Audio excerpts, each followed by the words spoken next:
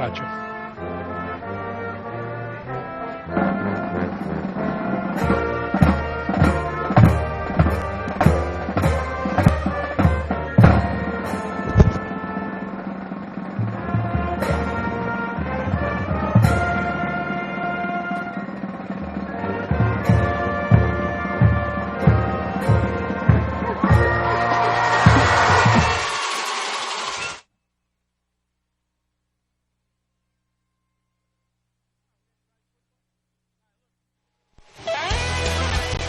It's senior night here at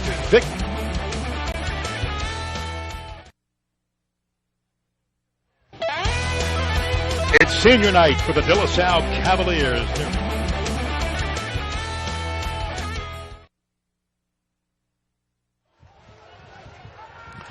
It's senior night here at Victory Stadium for the De La Salle Cavaliers.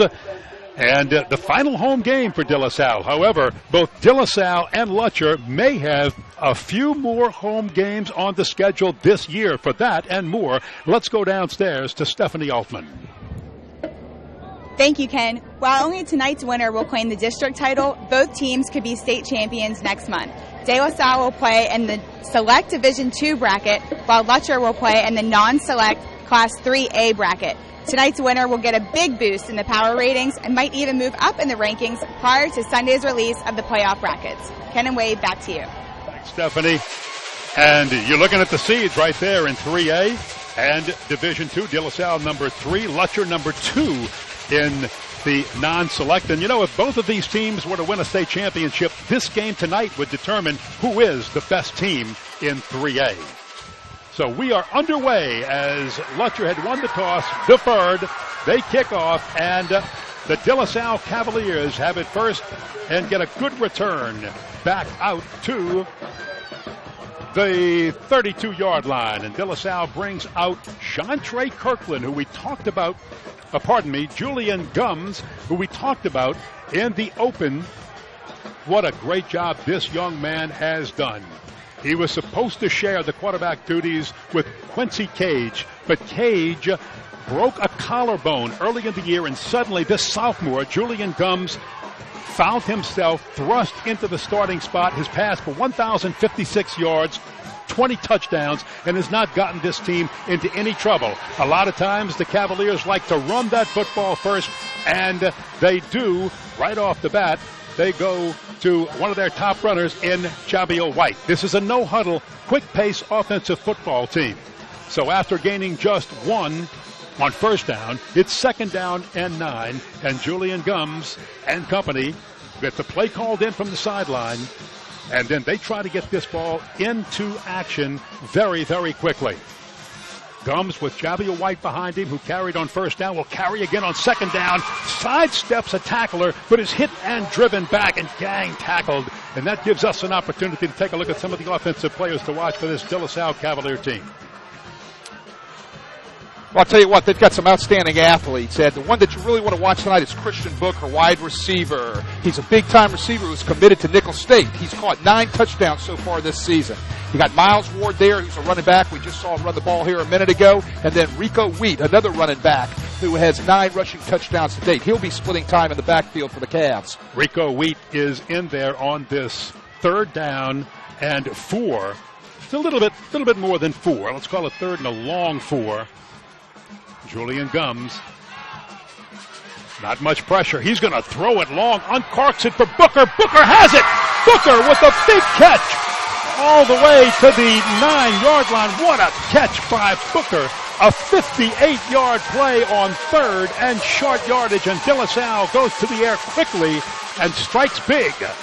Great protection that time. Bought a lot of time for Gums to be able to set his feet, throw the ball on the vertical route by Booker. I'll tell you what, they did a great job blocking on number 55, Sully Lesh, who we'll be talking about here in a few minutes. Well, I think keeping Sully Lesh out of your backfield is very important for the De La Salle Cavaliers. They will give it away. This time Miles Ward around the right side, and he finds the end zone. And De La Salle, who has never trailed anyone this year, scores first and keeps that record going in this game. How quick a drive to get that ball into the end zone against a very good Lutcher football team. Well, I'll tell you what, they run these inside zone read, and they bounce it outside. Everything's jammed up inside by the dogs, and they bounce it back outside, and he walks into the end zone. Wow, that is just a show of offensive prowess right off the bat. 4 plays, 68 yards, and Flynn Labreche into attempt the point after. He hooks it, and it doesn't make it, just outside the right upright. So it's 6-0. De La Salle with the early strike in this big game, and here is the touchdown with Miles Ward finding pay dirt.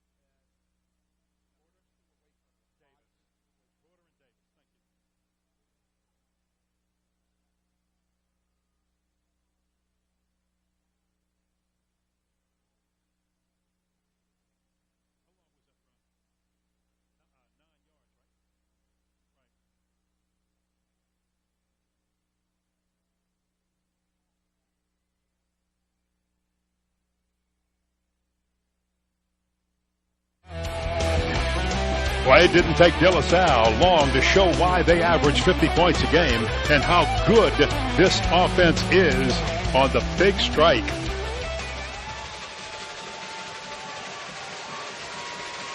Comes finding Booker, his big playmaker. Short dick. This is not fair caught and will be returned about 5 yards up to the 39-yard line. Still on his feet, and finally whistles blow. Forward progress stop. And the Bulldogs, they're going, hey, we're just not going down. That was Ben St. Pierre. And he plays both ways and on special teams. A three-way player, one of a few three-way players for the Lutcher Bulldogs. So now we see John Trey Kirkland coming out, the junior. He has accounted for 34 touchdowns, 24 passing this year. Completed 56% of his passes. Thrown 6 interceptions and 7 fumbles, and he will quick throw to the right side for the Lutcher Bulldogs early in the game, and that is Dustin Porter on the left side. He'll be used as a running back and as a wide receiver. Players to watch for Lutcher. The guy that you're going to want to watch tonight, they're all offensively very electrifying, but it's number 2 right there, Aldontre Davis. I'll tell you what, he's an electrifying athlete. He averages 15.6 yards a catch. This is Kirkland. He'll keep a lot, and this time De La Salle keying on him, hits him at the line of scrimmage, drives him back. His forward progress will give him 1 yard. Taking a look at the De La Salle defensive players to watch, and they've got a couple of linemen, 2 of them combining to make that tackle there, Edwards and James. These 2 defensive linemen, Edwards and James, they can dictate the game for De La Salle tonight. They're a dominating duo. They're going to have to continue playing that way tonight if De La Salle is going to wear that 9-3-8 patch that they want to wear. Second down. Bulldogs just crossing over into De La Salle's territory. And again, running up the middle on these 2 defenses are going to be tough because both are very stingy. I mean, right there, Adam Ray, Dylan Williams, Jamian James, the heart of that defensive line right there. Tell you what, those guys are tremendous technique players inside. They do a great job playing physical. This time, nobody behind him. And Kirkland wants the little screen left side, has Davis. Davis cuts back to the middle, hit, driven back, and denied the first down. And Lutcher may be facing their very first punt situation of the day. Well, they try to get the outside quick wide receiver screen out there to Lutcher's left. You can see it right here. Kirkland, boom, looks left, looks right, then throws left real quick. And it's got a crew of guys out there trying to block for him. But look at all the maroon jerseys that are just flying to that ball, getting that really great De La Salle pressure over there and making sure that they are running pursuit lanes. Got somebody down here. Edwards in on the stop. Can't see who that is.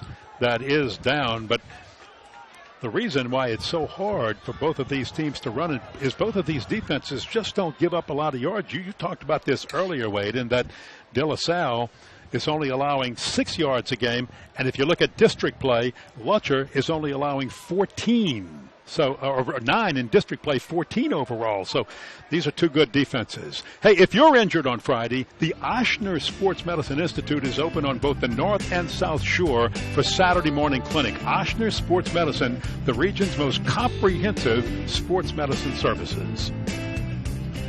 Well, you're talking about their defenses, Ken. The thing that they're very well coached. All right, they don't make a lot of mental mistakes as far as penalties and things of that nature, and then they run well to the ball. That's the thing about a good defense is you run well to the ball, you pursue, and you play with a lot of energy and effort. And both of these teams do that, and you'll see that tonight as the game progresses.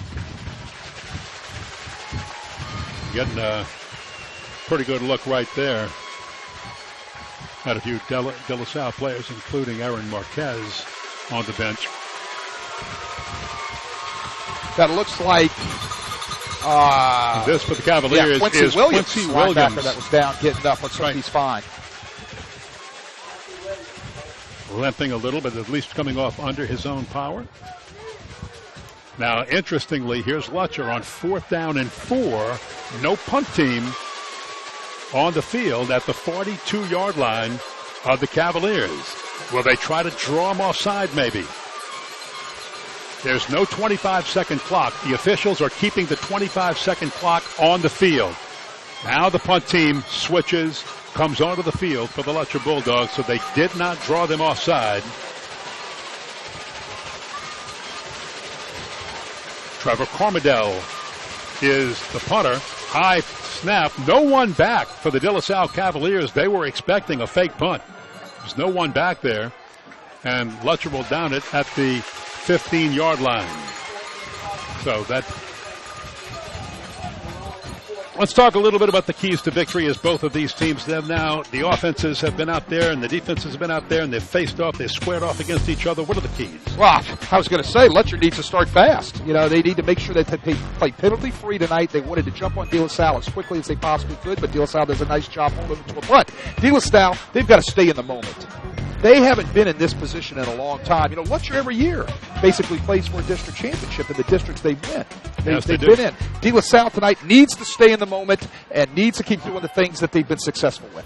Rico Weed on the handoff, tries the middle, and once again the Lutcher Bulldogs just slam it. Lutcher defensive players that we have to watch after the replay. Great play right there by Rashawn Preston, number 22, the tackle leader for the Bulldogs.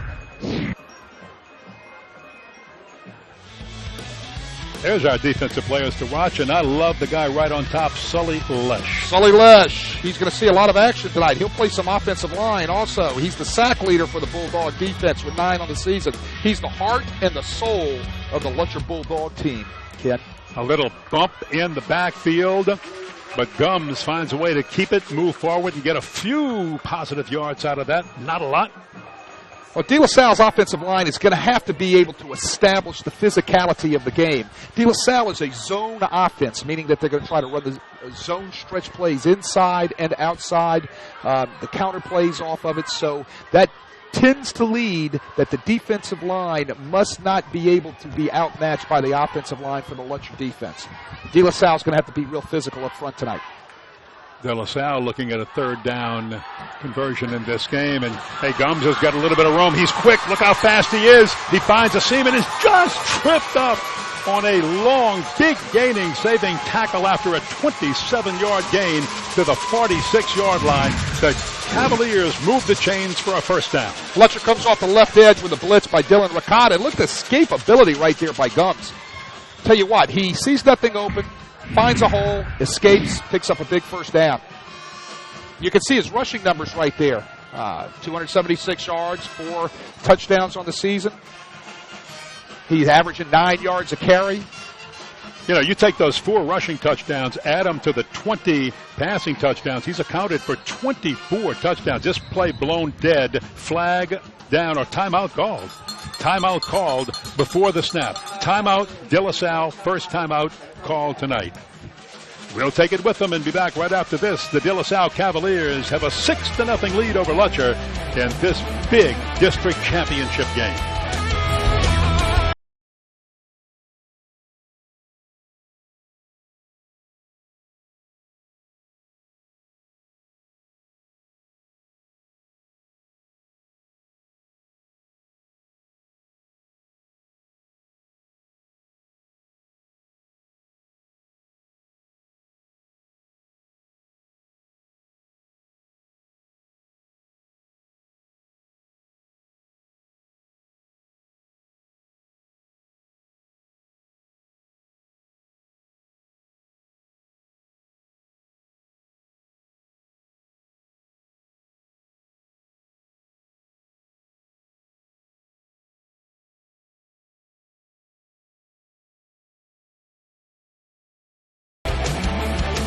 De La Salle Cavaliers ready to go on first down. They have moved the chains.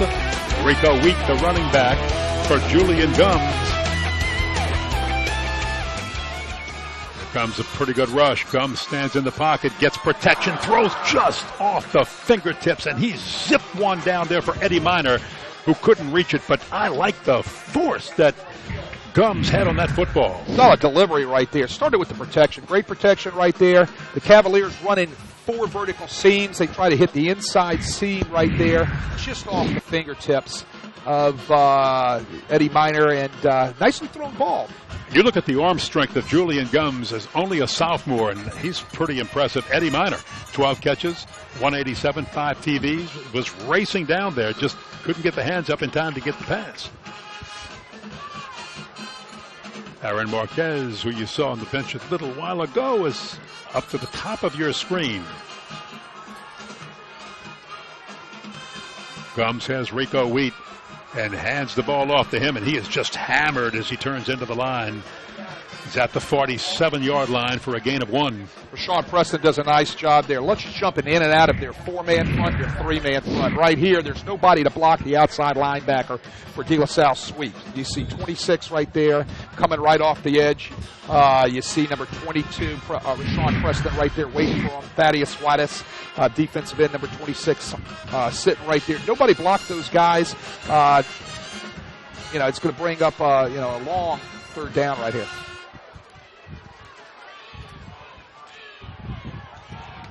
This will bring up third down for the Cavaliers. Last time they had third and just a little bit more than this. They threw the bomb and got it. This time, Booker again is the man, and Booker can't get to the first down marker. It's going to be close, but he'll be a yard short at the 45-yard line of Lutcher. That'll bring up 4th down and 1. De La Salle has no punt team on. You can see the, there it is. X-cross. You can see the X-receiver, Christian Booker, coming across the formation. De La Salle. And that's exactly what they were hoping to do, was maybe get the free play by drawing them offside, and they do. So without having to snap the football, De La Salle gets a first down. Defense, 5-yard penalty. Result is first down. Tell you what, De La Salle quickly rushes to the line of scrimmage, like you said there, Ken. And you can see the offside jumping right into the neutral zone by Thaddeus Wattis. A little bit too quick, getting drawn off sides. Picks up the easy first down for De La Salle. So now you're at the 40-yard line of the Bulldogs. First down, Julian Gums will send a man in motion. That's Miles Ward. Then he wants Ward, but throws the screen pass behind him. This is a lateral, and Ward has to chase it down as it goes out of bounds. There'll be a lost yardage on the play back to the 48-yard line. That's a live football. You know, everybody looks at these quick wide receiver screens that they're running bubble screens now, and all these behind the line of scrimmage. You can see the look right there. That is a hard throw for a quarterback, Ken. I mean, you've got to be able to make sure the receiver's shoulders gets around to see the ball when it's coming. The ball's got to be placed at a certain spot. You usually have a defensive man in somebody's face right there. Those are things that are very well timed out, and you've got to practice a lot of that every day in practice with your offensive throwing game. Jabio White, and he'll bounce to the outside, trying to run to daylight. What a turn to the corner, but he's hammered before he can get past the 45-yard line. He made up some of the lost yardage, but not a lot. Lutcher does a great job coming down and setting the edge right there. Great job by Dylan Ricotta coming up from his strong safety position, coming up and setting the edge, nowhere to run for Wheat. 10th play of the drive, and it's a long way to go for a first down. So you're looking at third down and about 15. Lots of time for Gums. Look at the time he's got. Plenty of time to roll to the left. Now take off. Escapes one tackler. A second block he gets. And he's down to the 32-yard line. This is going to be just short of the first down. It'll bring up fourth down and short, and another decision-making call for Coach Ryan Manali. De La Salle trying to run 4 verticals from a 3-by-1 formation. Nothing open right there.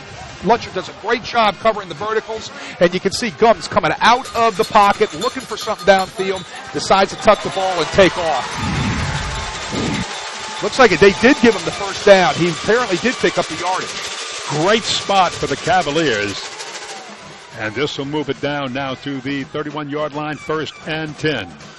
Javier White, this is a low snap. Gums picks it up. I think it was supposed to be a handoff, and White will just keep it going to the outside and gets a little extra push at the last minute. Lucky there was no flag thrown there.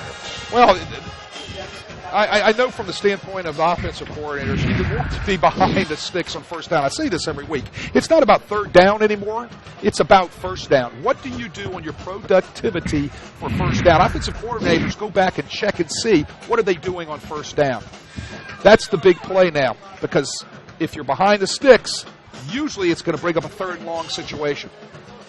Well, again, Christian Booker, the wide receiver, is in the slot at the top of your screen. He's 6'4", second down 10. They'll keep it on the ground. White looking for Rumman. Look at him just push everyone forward down to the 25-yard line for a gain of 6 on the play. Jabal White does a very nice job right there, getting up into the crease created by the offensive line. You can see the zone blocking right there by a fine offensive line, and you can see Jabal White just getting himself into a little crease and picking up nice yardage to set up second down for the Cavaliers. The very dangerous Miles Ward checks into the backfield. Good running back, good with his hands on the football in space on screen passes. Watch him close on third down. They spotted it back a little bit. It'll be 3rd down and 7.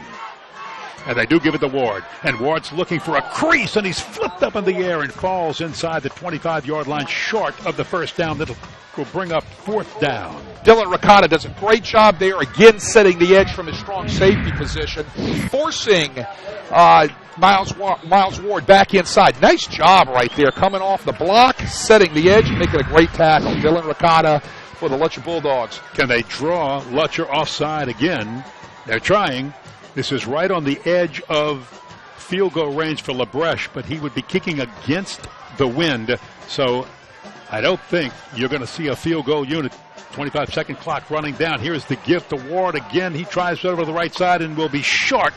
And De La Salle will give it over on downs. Lost the ball on downs. Lutcher takes over the football with 1:54 to play in the first quarter. De La Salle 6-0. De La Salle runs a little power play off tackle right there. Upcoming making the tackle from his safety position is number 7, Dontel Johnson. Does a nice job fitting off the linebacker. He makes the linebacker right. That's what safeties do when they come up and fit the run. Whatever the linebacker does, they fit off the linebacker. He fits off the linebacker and makes a huge hit for the Bulldogs and turnover on downs for De La Salle. So the Bulldogs with a good fake and a throw to the right side. This one to Porter. Porter is dangerous in space. Look at Porter with the first down up to the 40-yard line, 41-yard line, and then pushed back. And Lutcher strikes with their first bigger play. I don't want to call it a big play, but a bigger play than they've had in this game, an 18-yard gain. This is what you call run-pass option, RPO. That's the big thing now. You're seeing a lot of this taking place on Saturday in the college game. You can see Jontre Kirkland decide whether he's going to run the ball or if there's nobody on the receiver, pass it out there real quick. Nice pickup for the Bulldogs. Now, not much as Kirkland goes straight ahead. He will keep that time. So 2nd down and 9 coming up for the Bulldogs after Kirkland was only able to gain a yard. You know, Ken, it's amazing what you see on Saturday filters down to Friday nights. What you see on Sunday, a lot of times, especially with protections, defenses, coverages, things of that nature, filter down to Saturday. Sooner or later, it all comes to Friday night. Watch Kirkland, he's dangerous. Wow, somebody just horse-collared him down. They got a hand in there and yanked him down. That'll be a loss on the play. And this De La Salle defense in this first quarter has been relentless. Tell you what, watch this stick by Dylan Williams. Whack. Yeah, it really wasn't a horse collar. They just turned him around so fast with the hit that it looked like that in real speed.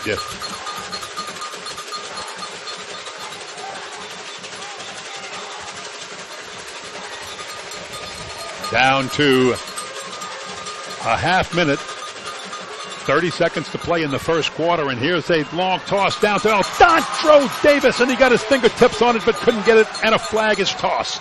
You're going to probably see interference right there on the Cavaliers, but what was interesting to start that playoff, Ken, if you notice, they went a 4-by-1 formation. They had... There's your call by our head official right there. And first penalty tonight, and our official is Paul LaRosa. Right, so we get a pass interference penalty on De La Salle. But what was interesting, getting back to what I was saying, they were in a 4-by-1. Pass interference, 12 defense, 15-yard penalty. Result of the penalty, the first down. Noble Scott playing him, and Noble's got 3 interceptions. He leads in that category for the Cavaliers.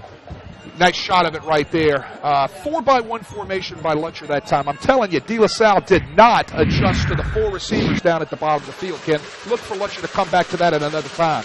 They have 4 receivers, but 2 are low and 2 are high. 2 to the right side, 2 to the left side. And Kendrick Jackson was playing a wing. He'll shift now behind Jontre Kirkland.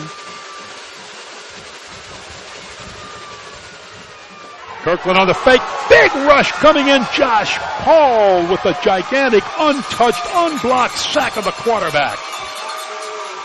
They didn't account for Josh Paul coming off the edge on the blitz right here. Nobody touches him. Great stick. Nice tackle. Huge hit right there. Well, when you need a big play, Josh Paul just delivered. And that is the end of the first quarter of play, and it has been a dilly. De La Salle, 1 touchdown, 1 missed extra point, and the 6-0 lead.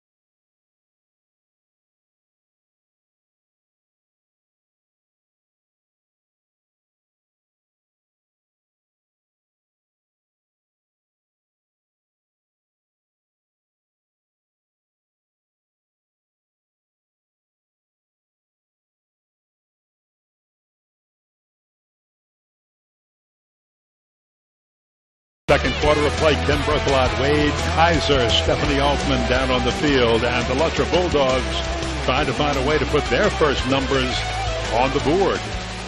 2 explosive offenses and only 6 points scored in the first quarter, and 1 missed extra point. Kirkland, the roll with the throw with the toss, it's caught but will be short of the first down. First catch of the game by Gregory Clayton. Clayton, the nephew of former LSU great Jarvis Landry.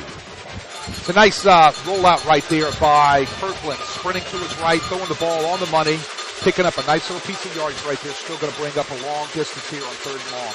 3rd and 11. Kirkland with lots of time and real estate to run. Fancy moves, and he's down near the 40-yard line. They'll mark him down at the 41. That'll be short of the first down, bringing up a 4th down play, 4th and 4. Kirkland gets the ball, sets his feet. Little antsy right there. Felt the pressure. I think he felt the pressure after the last blitz with Josh Paul coming off the edge and hitting him right in the chin. So he kind of got a little antsy there and rushed out of there. He needed to let things set up, step up, keep his vision down the field, and be a little bit more patient. Here's your 4x1. Look at this. It's a fake play. Kirkland on the punt. Flag thrown. Flag is tossed, and he will throw to Aldontre Davis. There's one of the great fakes by Tim Detillier and this Lutcher Bulldog football team, but hold on. A flag is thrown. What happens, they came out quickly in their 4x1 formation. I said they were going to come back to it because De La Salle didn't adjust to it the first time. They snapped the ball real quickly, throw it out here to the number 4 receiver in the formation. What happened was Lutcher was not set at the time because of the quick snap, so thus they get the motion. Illegal shift offense. Offensive players moving at snap, 5-yard penalty, repeat 4th down. It almost worked. Another look at it. Here's another look at it. You'll see the 4x1 formation. They quickly try to throw the ball out here. No, Lutcher's not set. And they get the illegal procedure penalty. You can see the 3 receivers in front of the receiver, Aldontre Davis, but all for naught. Well, the fact, too, that you might expect a fake punt was the quarterback, John Trey Kirkland, who's a good punter, was back there. Now your normal punter, Trevor Cormedell, is back there. And when he's back there, you probably are going to see a punt, even though he is also a backup quarterback and can throw the football.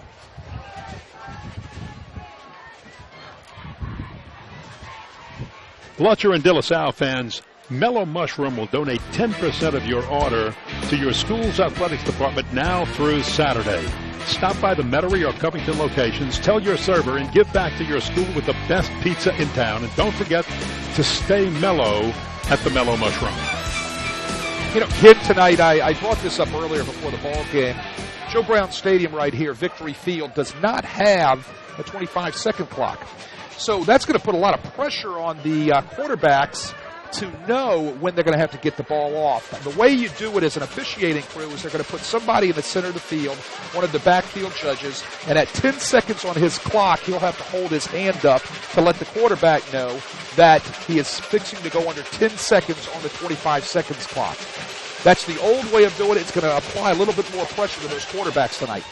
So Cormedell, a 36-yard average punter, gets a beauty out there, and a late flag is thrown from the back judge. Wow.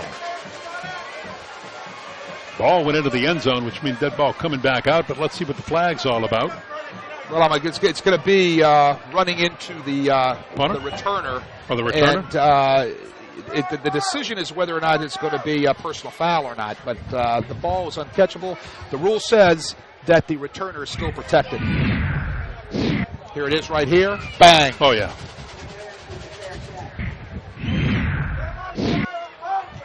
Now the officials talking about it.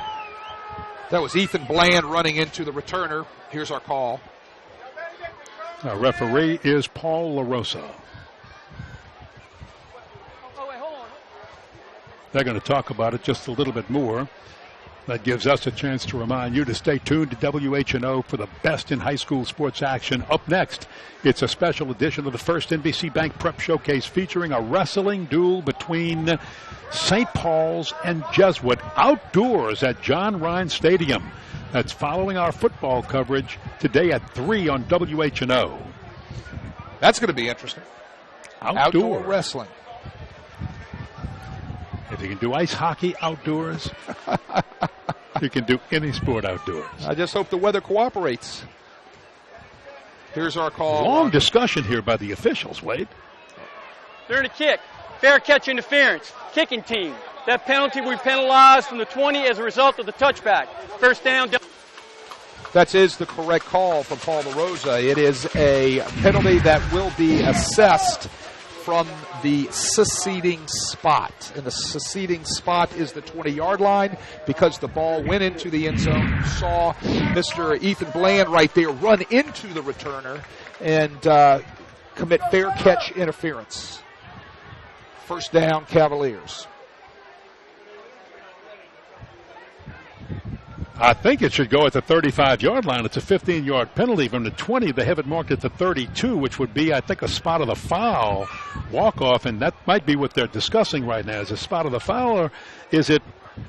It should be from the succeeding spot, which is the 20-yard line. Correct, which should put it out to the 35, not the 32. And now they correct it and get it out to the 35-yard line. And the Cavaliers will have it there, protecting a 6-0 lead. We've seen a few explosive plays, but this has been a defensive football game. And Julian Gums set to go on first down. He'll hand off. Rico Wheat finding room over the right side, and look at him run for 8 yards up to the 43-yard line. Tell you what, I'm really impressed so far with this De La Salle offensive line. They're doing a nice job. You can see Lutcher is in their odd front. Tell you what, they do a very nice job that time blocking number 55, Sully Lesh, getting him out of the way, creating a seam for Rico Wheat to hit. If you can't keep Sully Lesh, and for our fans watching, he's number 55 in white for the Lutcher Bulldogs. If you can't keep him out of the backfield, he'll be smothering that number 10 jersey. But De La Salle has done so far a yeoman's job of blocking him out, and that's one of the keys, I think, for De La Salle in this game. And here's a great fake and a keeper by Gums, but he's just trying to move the chains for a first down, and he does it. So he finds a way to push that ball out to the 46-yard line, and De La Salle gets a first down. Here comes the jet sweep fake right here. There's the fake, and Julian Gums pulls the ball and runs it back up into the offensive line of scrimmage and picks up the first down. See a lot of that now, faking the jet sweep, quarterback pulling it. It's giving them another option. See a lot of faking the jet sweep. Quarterback keeps it, then throws to the man he faked to, and that's working pretty good too. Gums, look at him choose his hole and then fight his way almost for another first down, a gain of 8.5. He is right at the 46-yard line. De La Salle goes empty right there. They spread the formation. They get everybody out of the box. They keep only 6 people in the box from the Lutcher defense, and they run quarterback draw. Now, the man to watch in a situation like this with second down and short is Christian Booker. He will be at the bottom of your screen. Gums, as you can see, getting the play in from the sideline. No huddle, but they're not playing the up-tempo brand of football right now. There is Booker. Watch him close. He's got a height advantage on almost everybody in this game at 6'4". He's looking that way, and it's intercepted. Coming back the other way. Ball picked off by Ethan Bland. Bland's second interception of the year. Lutcher has it, and a late flag thrown. This could be a little late hit. Tell you what, the pick was awesome. I tell you, the free safety steps right into the picture and takes the ball. Bang, right there, number 35, Ethan Bland. He makes up for his late hit on the punt returner a few plays back. The thing that, here's your penalty. Personal foul. Lutcher, 15-yard penalty from the end of the run, first down. The thing that was not very good right there was the placement of the receivers of De La Salle. We'll talk more about it when we come back. We'll take a break, 8:34 to play in the first half. It's still a De La Salle one-touchdown lead.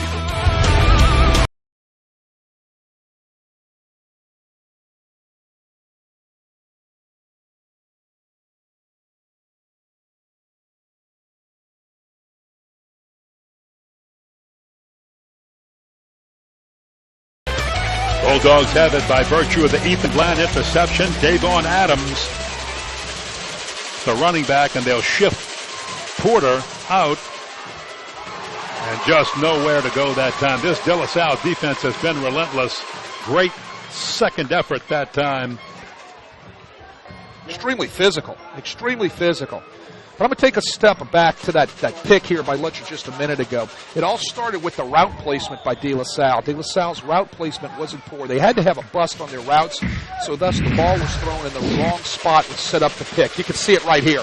2 receivers in the same area right there, and a great pick stepped in by Ethan Bland right there to pick the ball off. Kirkland with a good fake, good throw, and the catch by Dustin Porter. And Porter will move the chains for Lutcher, and that's what the Bulldogs need to get going right now. Some type of a sustained drive to move down this football field, because despite everything that's happened, this is still a 6-0 game. Yeah, Ken, they need to get something going right here. They need to pick up some first downs, settle down a little bit, and try to get themselves into scoring position, obviously. Davon Adams remains the running back behind Jontre Kirkland. Moving further to the other side. Look at this hole. Right up the middle goes Adams, and Adams has the first down all the way up to the 45-yard line. Tell you what, great pickup right there. Nice hole, great job by the offensive line of Lutcher. You can see Adams hits it right up inside the A-gap right there. And he's off to the races. Inside zone, good placement of the ball. High and tight. Very nice ball security. Picks up a great first down. Fresh legs. Dustin Porter in for Davon Adams. Kirkland, lots of time. He'll throw and has Porter. He zips that ball to him. Porter with a good move to the outside. Breaks free. Another first down for Lutcher on a 17-yard gain all the way down to the 38-yard line of the De La Salle Cavaliers. Lutcher goes empty right there. They spread the De La Salle defense out, and they're picking on the receiver right, the defensive back right here with the receiver. Bang. Great throw and catch. Nice catch right there by Dustin Porter. Tariq Belvin, another big 6'4 receiver for the Lutcher Bulldogs in the slot. They haven't used him yet. And not much for Kirkland on the right side, but he just powers forward in the crowd and moves it down for 3 yards to the 35-yard line. Lutcher right there trying to run a little G scheme, bringing the onside guard, or the backside guard, trying to kick out the defensive end right there. You see number 52 coming across the formation. Rowdy Scott trying to get a kick-out block, let the quarterback work back up inside off of his kick-out block. Second down for Lutcher. Good fake, and the overthrow to Dustin Porter, who would have had some room. He had some open real estate had he been able to catch that football. Well, yes, he did, because they had only 2 defenders out here for 3 people. They had the ball, 2 blockers, and ball gets caught. He splits the seam. He could have been off to the races. First incompletion for Kirkland in this football game. And I'll tell you what, these receivers, these quarterbacks have been hitting their receivers, but Kirkland has been especially sharp.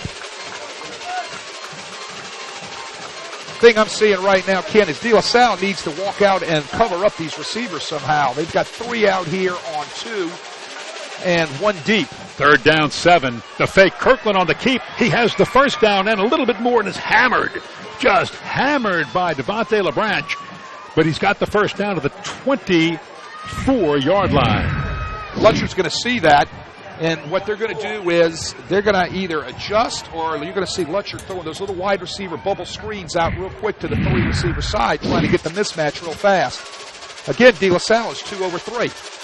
Picking up the pace of their offense, have up-tempoed it a little bit, and Davon Adams just dives forward for a few to the 21-yard line.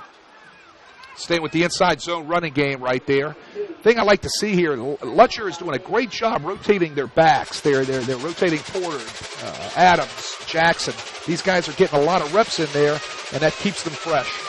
Using 4 wideouts in this spread offense, almost every down on this long drive. Kirkland gets a play call from the sideline, changes the play.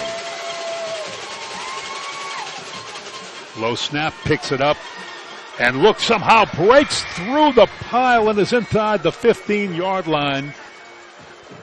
Tell you what, he's a strong runner. Goodness. He is a strong runner. Watch him. He got the first down right with here. that second effort. He moves the chains. Watch him break tackles. 1, 2, 3, 4. 4 tackles right there. And look, LeBranch makes the tackle, but he goes for about a 4-yard ride as he's trying to bring him down. So, 1st and 10 at the 13-yard line. Kirkland to the outside, just a little shovel pass forward to Porter, and Porter cuts back on the counter, trying to find and save space. He's near the line of scrimmage again. Yeah, turned a loss of 7 into a 2-yard gain with some fancy footwork. Well, first thing they did is right there, boom. Yeah, they run it to the wrong side. The numbers were to that side. They needed to run the play back to the other side where they had more numbers. However, they ad-lib it. They make something positive into a negative right there. And You see 92 down right there from De La Salle. That's Daquan Edwards. That is a big, that would be a big loss if he can't continue to play the rest of tonight. Well, he, along with Jameron James, were two of our three players to watch for the De La Salle Cavaliers. We'll take a break while they work on Daquan Edwards. Lutcher driving and trailing by 6.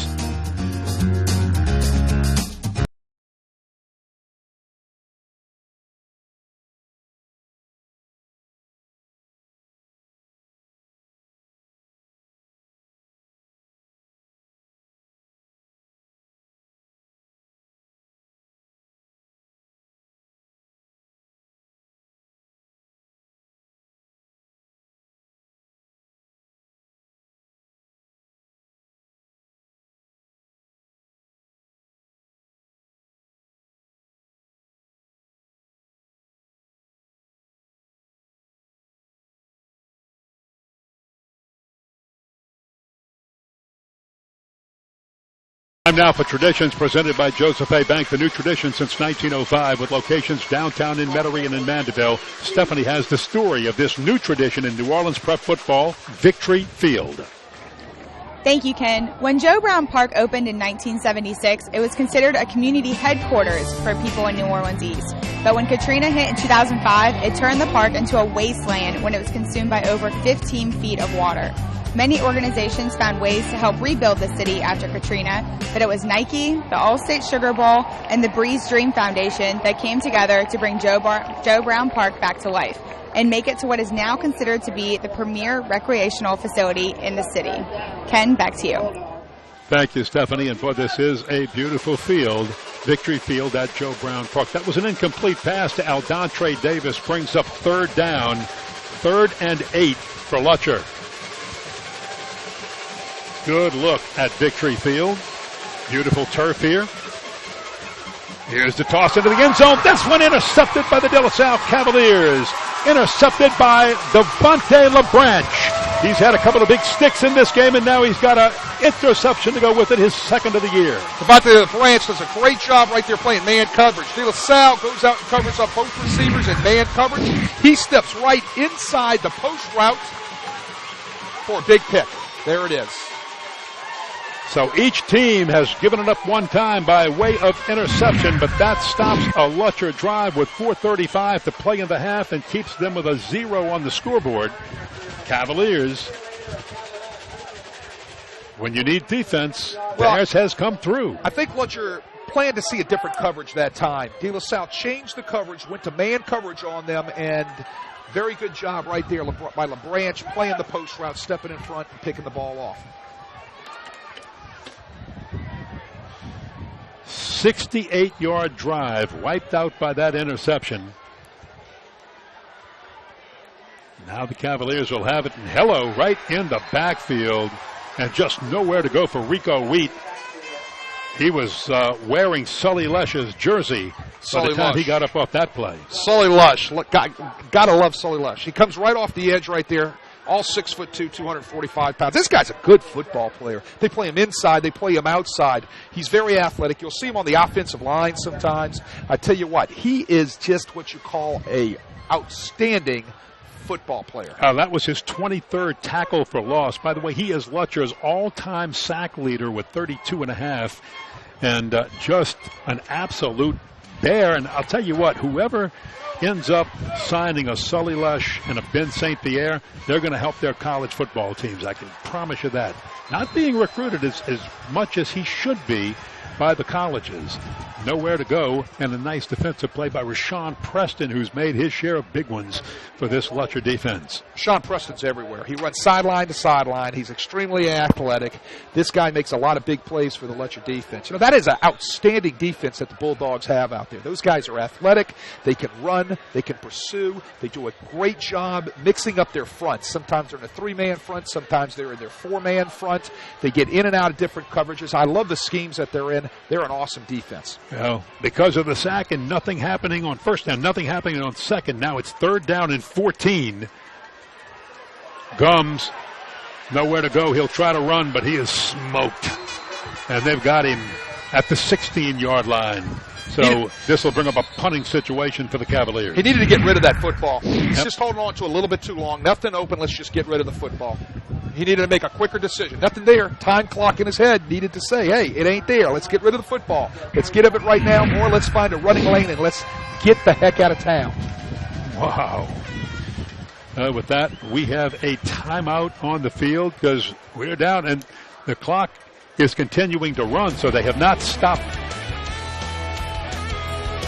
Timeout clock running. I thought for a minute the officials did not stop the clock, but they are running that as a timeout clock. So anyway, we do want to remind you that the first NBC Bank Prep Showcase will have a first-round playoff matchup for you next week. Watch it live Friday night at SportsNOLA.com and catch the tape-delayed broadcast on WHNO next Saturday at noon. That's playoff football next week on the first NBC Bank Prep Showcase.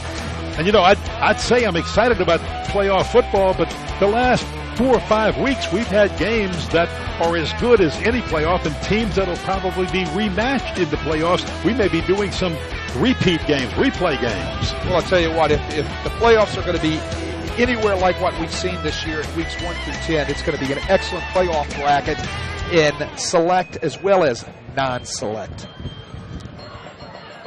Should be very exciting. These two teams cannot meet in the playoffs because De La Salle is select, Lutcher is non-select, and that's why I say if each would go on to win their 3A state championship divisions in the Superdome, this game would determine who would be the best 3A team in the state. And right now, the game is living up to its expectations. They are battling each other like two excellent football teams. More reason why there should be no division of teams in our state. Julian Gums, the quarterback, is also the punter. So now we are back to 2:53 to play with the time on the clock correct, and he will get a end-over-end low line drive type kick, not called for on any type of a fair catch. And Davis somehow gets loose. Look at Aldontre Davis coming up with a play for the Lutcher Bulldogs to spark them with 2.5 minutes to play. Goodness gracious. Now we have penalty markers down. Hold on. Well, let's take a good look at it right there. 1 tackle, 2 tackles, 3 tackles, 4 tackles, 5 tackles. It's a huge athletic play right there. But that, you know, the bottom line is you got to tackle on special teams. De La Salle did not do a good job right there. You got to cover your kicks and you got to tackle. Great effort right there, you know, by the returner Aldontre Davis. But, you know, you got to tackle. There is no foul on a play for illegal block. First down, Lutcher. All right, they're going to pick it up. They picked it up. I like an officiating crew that can come together, talk about what they saw, and decide to pick up a flag that doesn't need to be on the floor. I didn't have enough of those. Spoken in the same words that every coach would say. Absolutely. At the 38-yard line, Lutcher with great field position for the final 2:35 of the first half. Kirkland wants to throw long. He's got man coverage on the right side. They get tangled up with each other, and neither can catch up with the football, but they was going for the big 6'4" receiver, Tariq Belvin. De La Salle's playing a too high coverage, Ken. All right?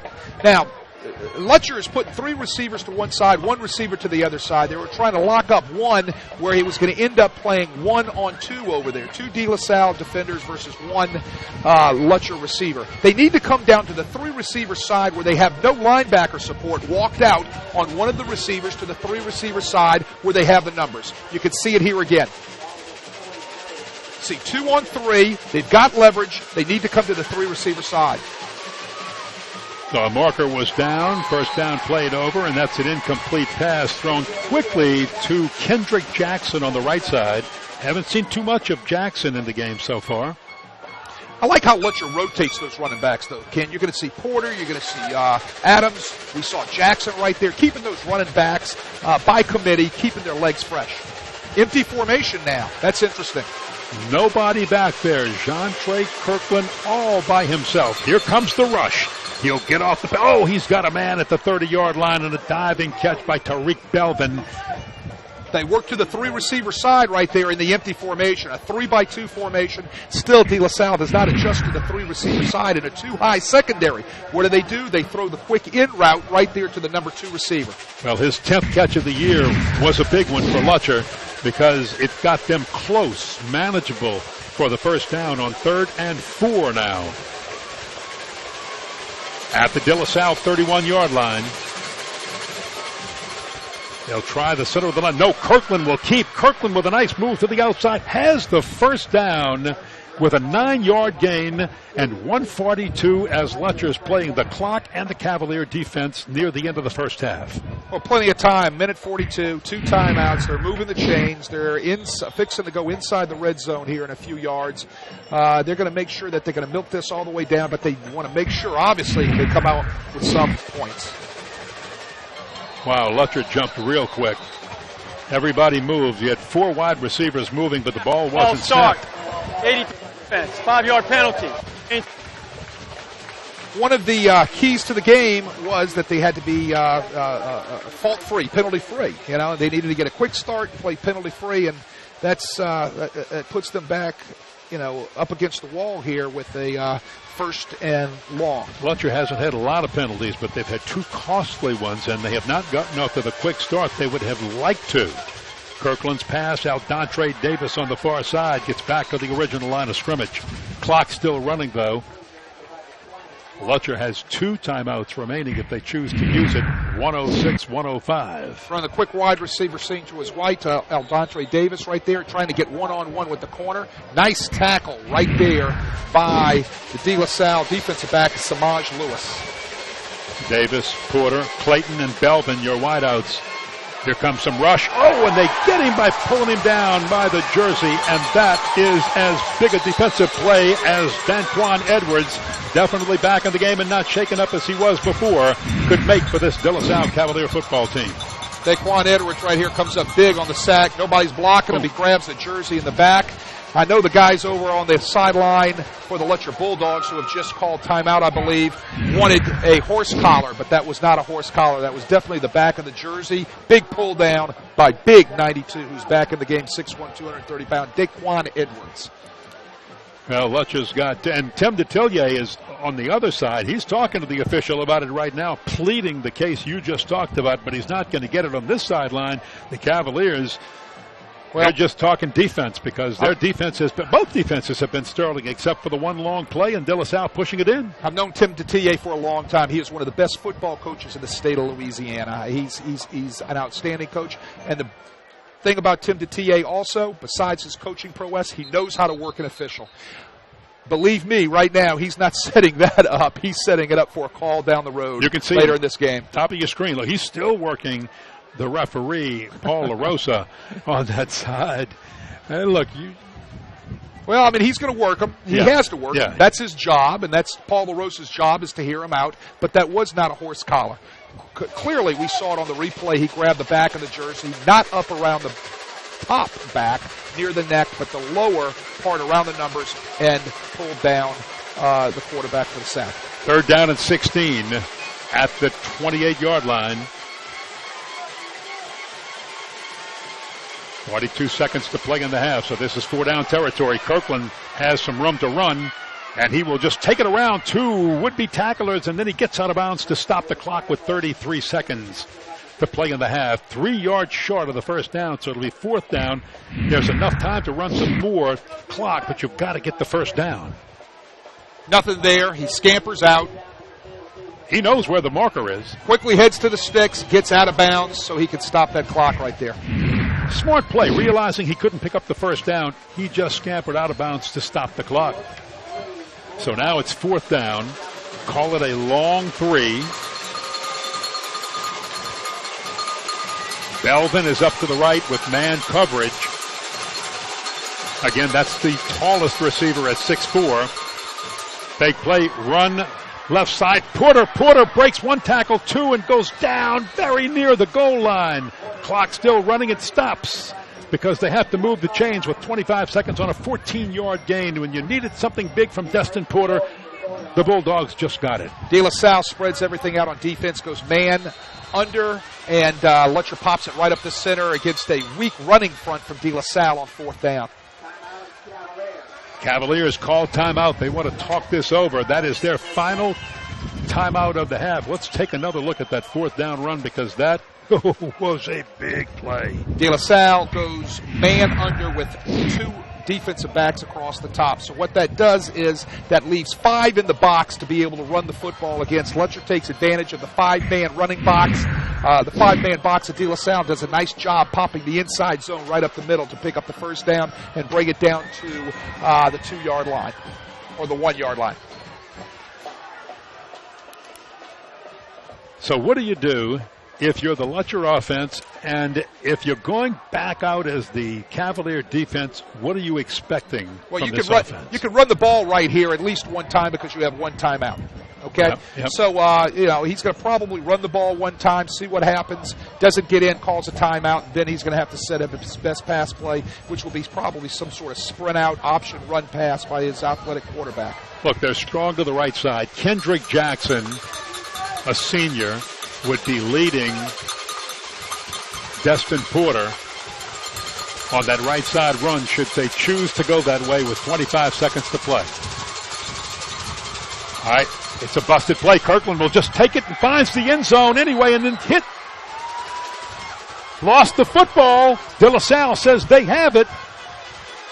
Well, I break the plane first. I think he did break the plane first before De La Salle knocked it out. And the official saying touchdown.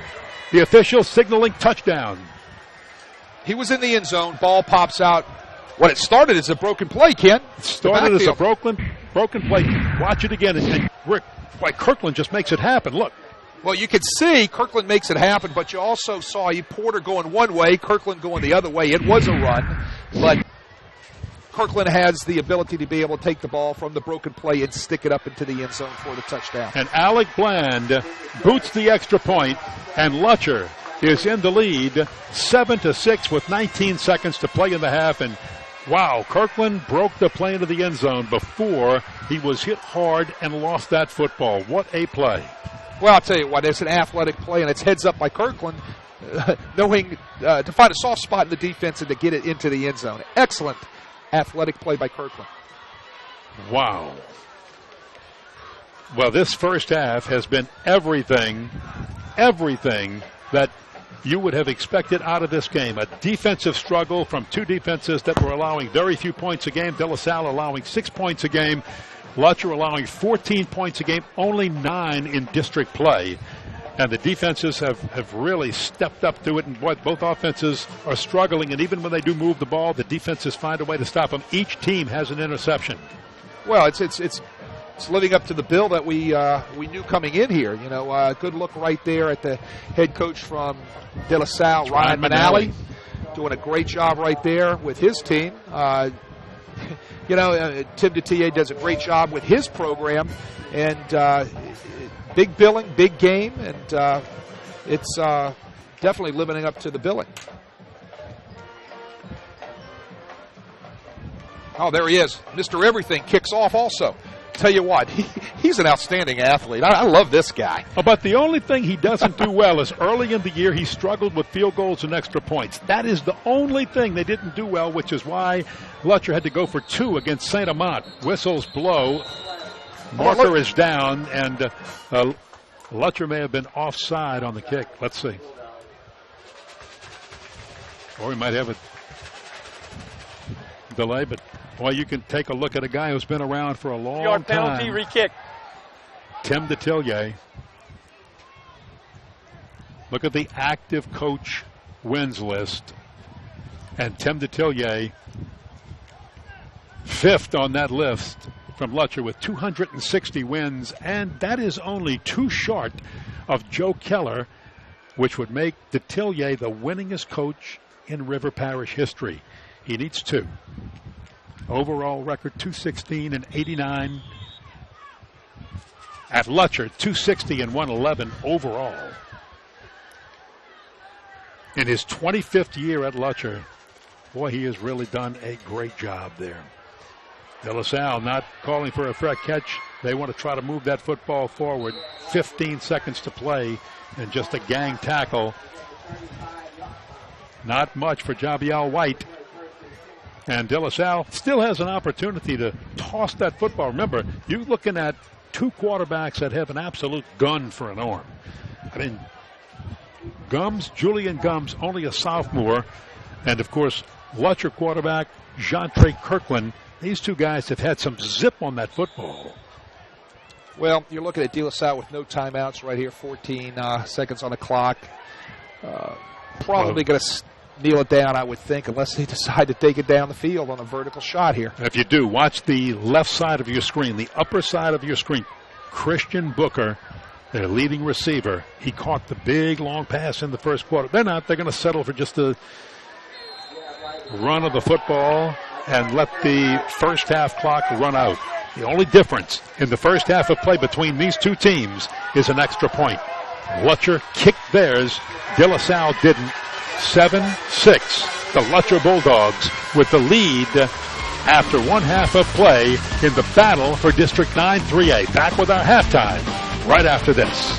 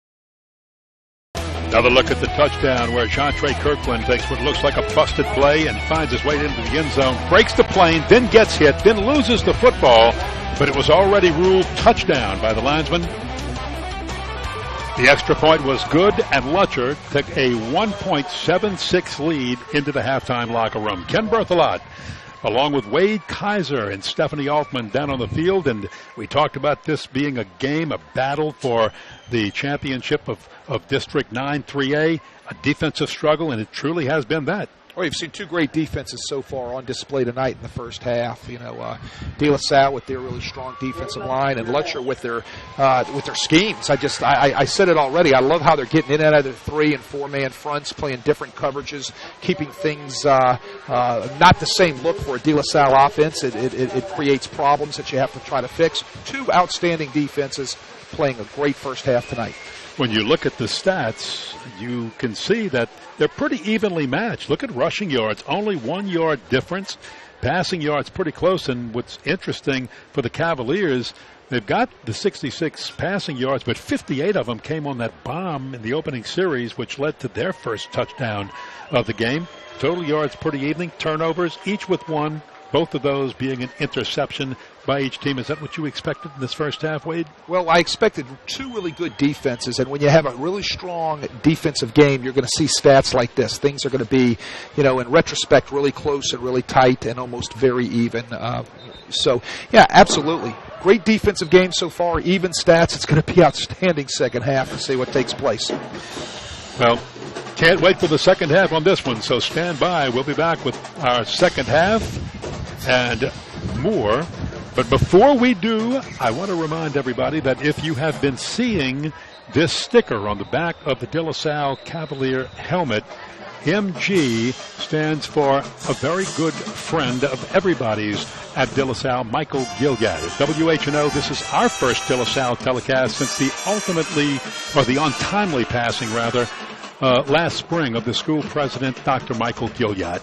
Though he was only at De La Salle for 3 years, Gilliat made a huge impact on the positive momentum the school has generated, and we were pleased to have him as a guest in the booth each of the last 2 years. Dr. Gilliat passed away in April after a brief illness. Our continued prayers to his wife, Lisa, and to his family. Dr. Michael Gilliat will be missed by everyone.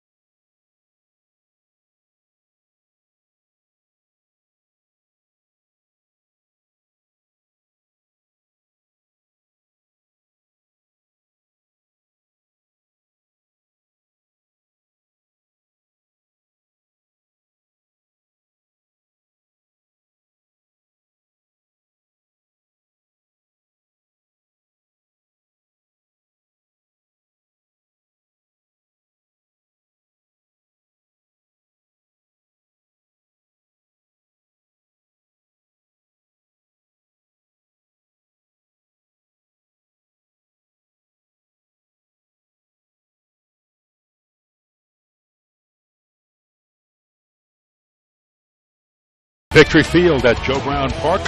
What a first half. Lutcher leading De La Salle by an extra point. Ken Berthelot, Wade Kaiser, and Stephanie Altman. Lutcher had won the toss, deferred, so they will have the ball to start the second half. They score late in the first half. How much of a big momentum gainer is that for Lutcher, knowing that not only they score, but they get the football to start the second half? Well, it was a must. They needed to score, Ken. That was big time. They knew they were getting the ball back, a little momentum on their side, but let's not forget that they had a pick down inside the red zone earlier in the second quarter. So, they've made their penetrations down inside the red zone. They need to make sure every time they're in there, they come away with something.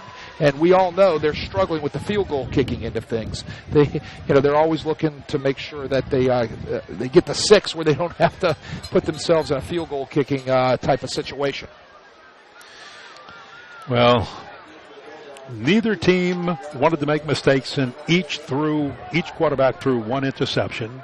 There were no other mistakes in the first half. Almost one for Lutcher, but by golly, Kirkland broke the plane of the end zone before he fumbled that football away.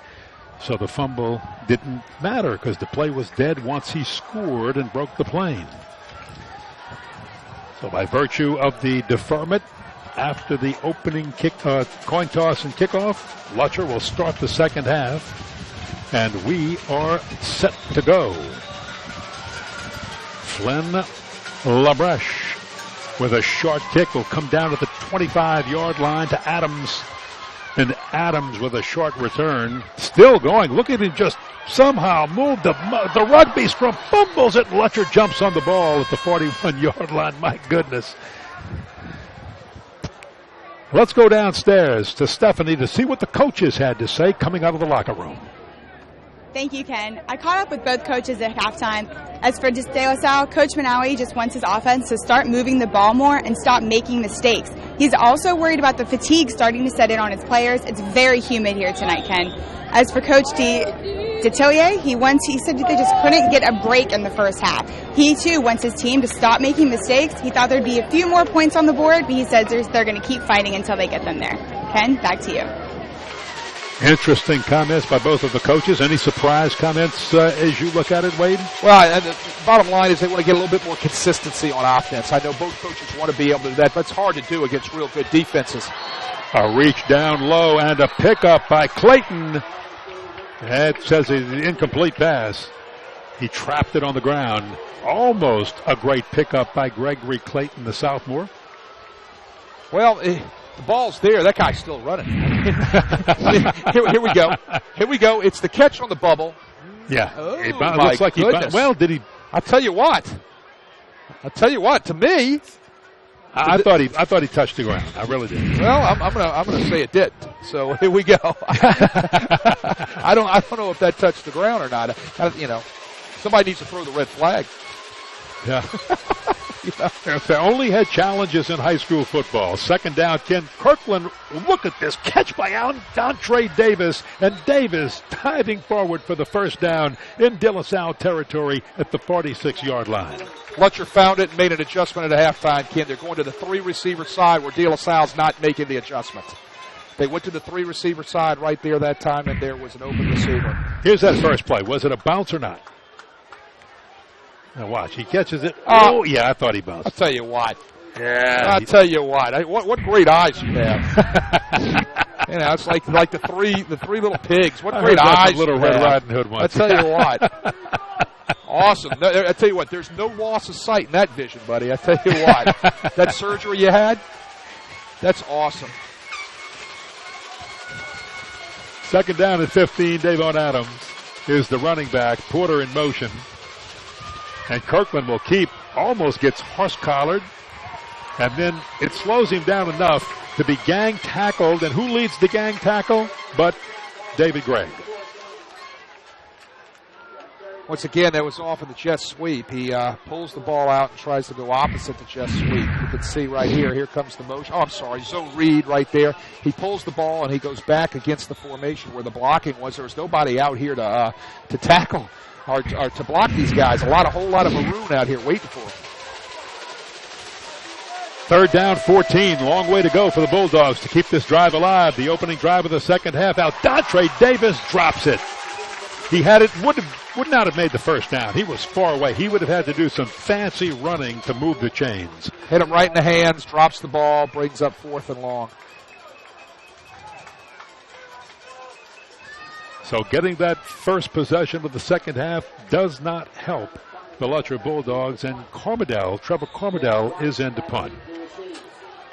You know what's great? I love to see the adjustments that are made at halftime by both teams when they come out of the locker room. And I saw some big-time adjustments on both sides of the ball, not only defensively from De La Salle that time, but also from Lutcher, and I'll expand on that in a few minutes. Well, he had a wind behind him, but it was a low-line drive punt. He gets a great De La Salle roll. It's all the way down to the 13-yard line, and that's a 51-yard punt. Lutcher and De La Salle fans, Mellow Mushroom will donate 10% of your order to your school's athletics department now through Saturday. Stop by the Metairie or Covington locations, tell your server, and give back to your school with the best pizza in town. And don't forget to stay mellow at the Mellow Mushroom.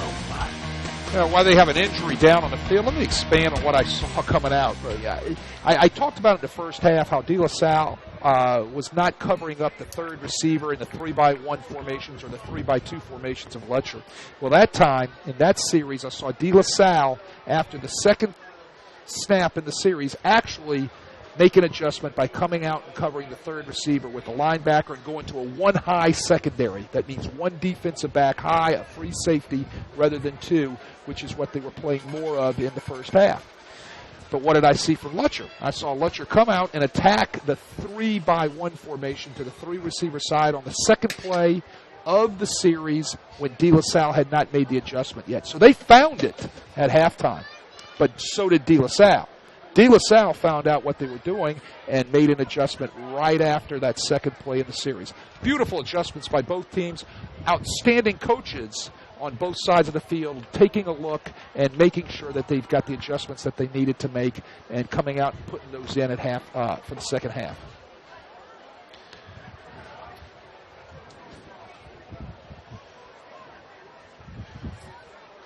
Well, you know, when this game is over tonight, it won't be over for either one of these teams. They're both excellent football teams, and Stephanie Altman has a little bit more, but especially at De La Salle, the game is never over when it's over. As Yogi says, it ain't over till it's over. Well, it ain't over even when it's over at De La Salle. Stephanie Altman tells you why.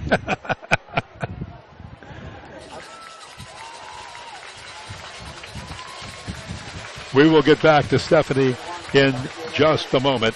And for the Cavaliers, Devontae LeBranch, who had the interception for De La Salle, being helped off the field. And you hate to see that because he's one of their starters, one of their real hard hitters in the defensive backfield, and gave the Cavaliers their 15th interception of the year tonight. Looks like he's out. They're working with cramps on both of his hamstrings, Ken. Yeah, he was in pain. Julian Gums in at quarterback. And he will hand it off to Miles Ward. Ward, excellent at going to the outside. Gets spun around by the jersey and thrown out of bounds at the 24-yard line. A gain of 12, and the Cavaliers move the chains on first down. Running the lead sweep to the De La Salle right side right here. There's the lead. Here comes out there the blocking back. There's a nice kick-out block.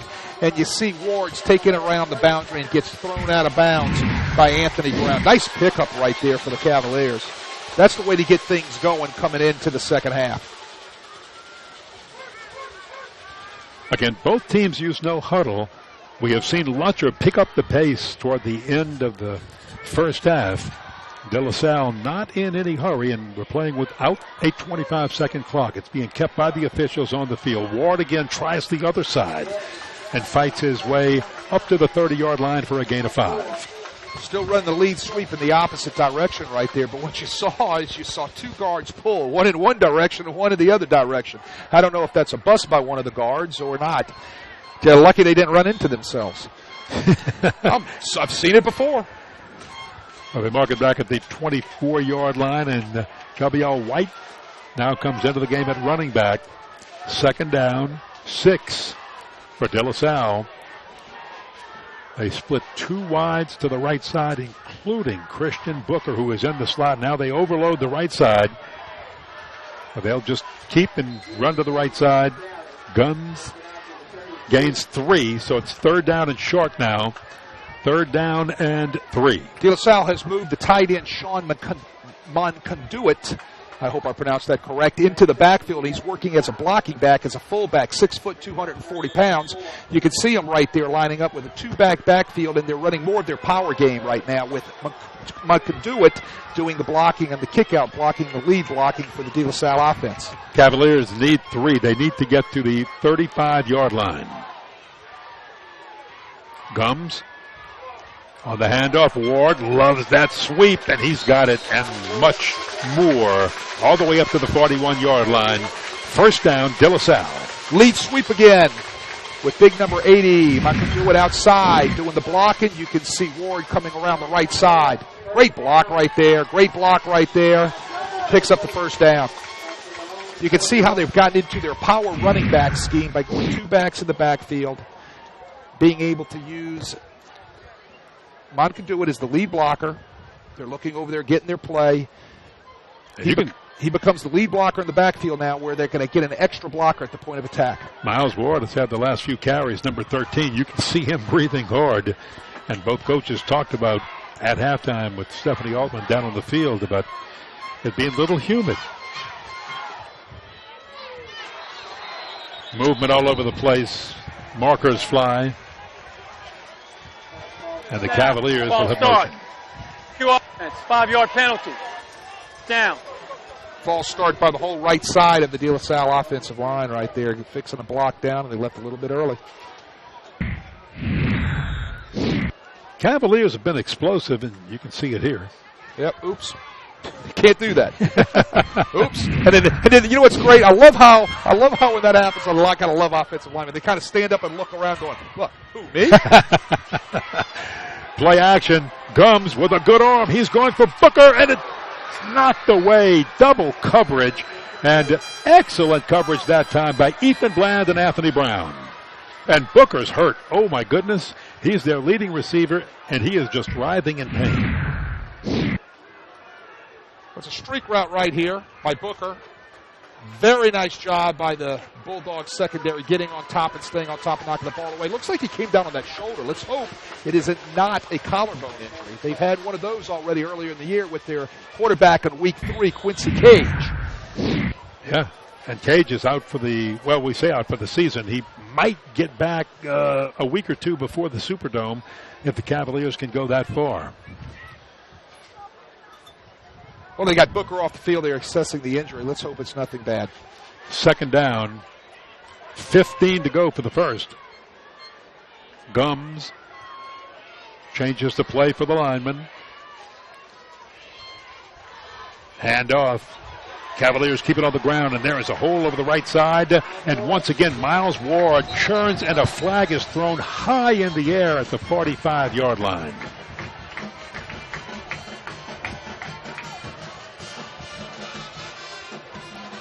One of the Lutcher defensive linemen very, very slow to get up.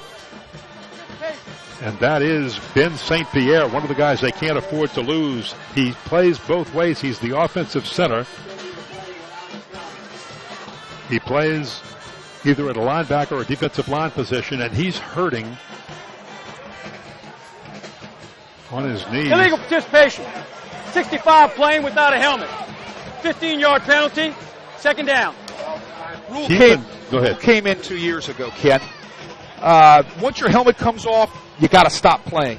What happened was the helmet came off. He's got to leave now for play. But what happened is he continued to play without his helmet.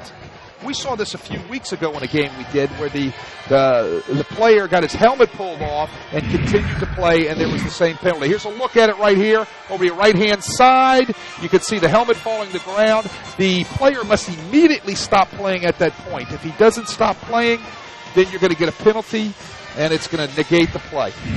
I mean, it's a tough on a kid because the kid wants to still keep playing because of his competitive nature, but it's all for the injury effect to make sure that the player is safe. As it makes it 2nd down and 19, Gums, he throws one that just lofts it up like a wounded duck, and we've got interference.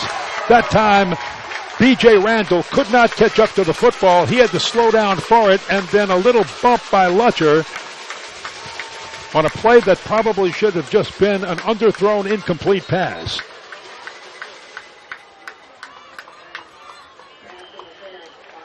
Interference on the Bulldogs. Ball was poorly thrown. Receiver trying to come back to catch the ball, and he got his jersey yanked, and so thus they're going to call interference. That is not an automatic first down. That's right. Interference. 4 defense. 15-yard penalty. Replay 2nd down. And remember, you had 2nd and 19, so now you've got 2nd down and 4. Good look at it. He's coming back for the ball. You see the hand right there, yank. Yeah. On his jersey, and that was really kind of touchy, but De La Salle gets the interference call. And Gums usually throws a rocket. That one just got away from him. It slipped off his hand. You talk about it being very humid down there. Could be perspiration on the hand. The ball just got away from him. And the Bulldogs offer up a big gift to the Cavaliers. And this time, Gums caught from behind. Nowhere to go, but he did. All he had to do was move the chains, and he did it. Good tackle that time by Courtney Davis. He pulls the ball off the zone read and escapes over the right-hand side of the De La Salle offensive line and does a nice job picking up the first down. He needed 4. He got 5. That's all you wanted out of that was to move the chains, and the Cavaliers have traded the big play for the long sustained drive, and right now they're having success with the sustained drive.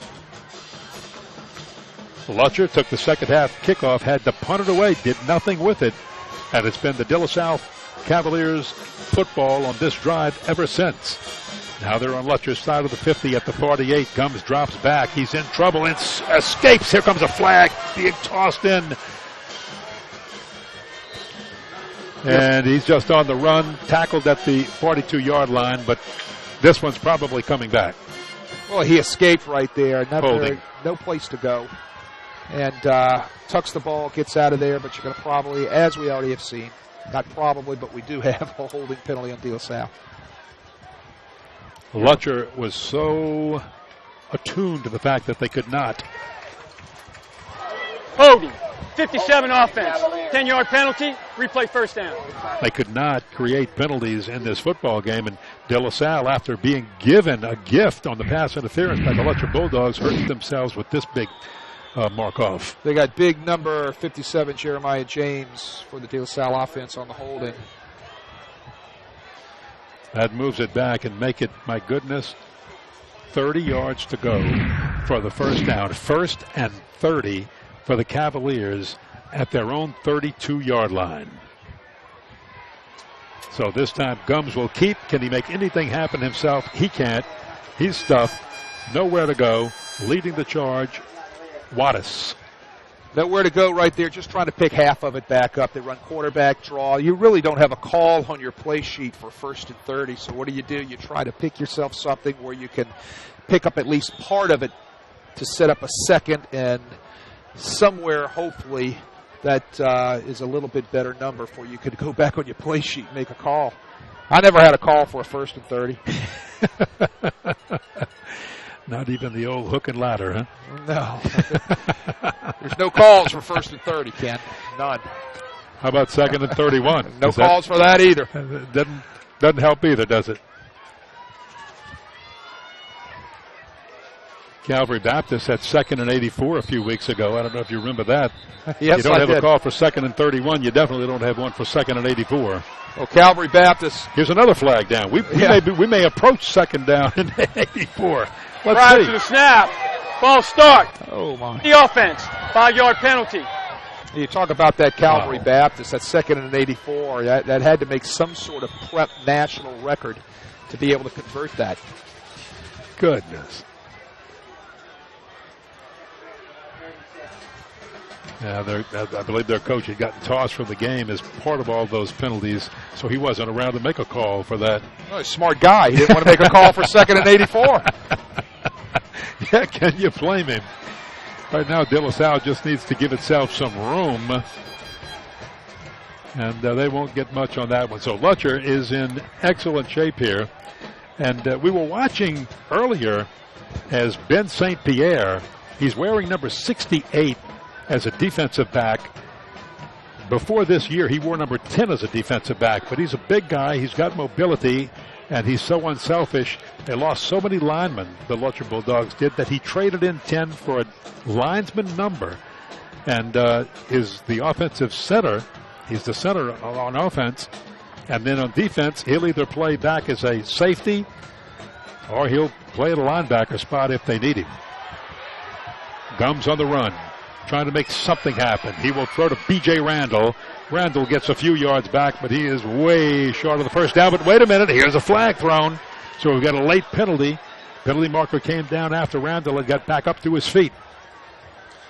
Things starting to get a little sloppy here at the 4-minute, 54-second mark in the third quarter. Wow. Neither head coach can be happy with that. And both teams look totally out of sync right now. Yeah, they both do. I mean, that's where you need to try to settle yourself down and offensively try to get something going as far as getting back in between the sticks. There are 2 fouls on a play on the offense. Blocking it back. 4. That penalty's declined. Personal foul. Accepted. Half repeat, third down. Well, Tim Detillier from Lutcher accepts the personal foul. They're going to mark it off 15 on the personal foul from the spot of the foul, it looks like, and bring up Well, Ron Benally's looking to see, what do I have for 3rd and 48? 3rd and 48. On my play sheet. He needs to call Calvary Baptist. See what they did. You know, it's 3rd and 48. What do you do? Remember back in the old days when the colleges would just drop back and punt on 3rd down and sometimes 3rd down and much shorter than this. Just in case something bad would happen on the punt, they had a 4th down. They had another down to use the punt. Don't see that anymore. Well, Tim Detillier obviously takes the personal foul. It's the longer penalty right there. They had 2 penalties on the play, a block in the back and another personal foul. Took the personal foul penalty and sets up this 48-yard 3rd down. Well, just chunk one long. Gums does. He's going long, and it's almost intercepted, intended for Eddie Minor. And it was bobbled, and was that St. Pierre? Well, you know, that's your punt. Paul Joseph, 11 plays, 2 net yards, and took over 6 minutes off the clock on that De La Salle drive. Well, you know, wow. Depending on this punt, you might have wanted to keep the punt as the interception because that would have been your punt on 3rd down, kid. I mean, you know what I'm saying? I think that was Paul Joseph on the bobble, but he almost intercepted. But look, that was as good as a punt on 3rd down. Even if it would have been intercepted, it was as good as a punt on 3rd down. And guess what? If your guy gets it, you're still not going to get the first, but you're close to it. So now Gums will punt from his end zone, steps out to about the 1-yard line, and he hooked it to the left. So it's not a great punt, but at least it gets De La Salle out of a little bit of a hole close to their own goal line. So with that, we will take a timeout. Lutcher still leading by 1.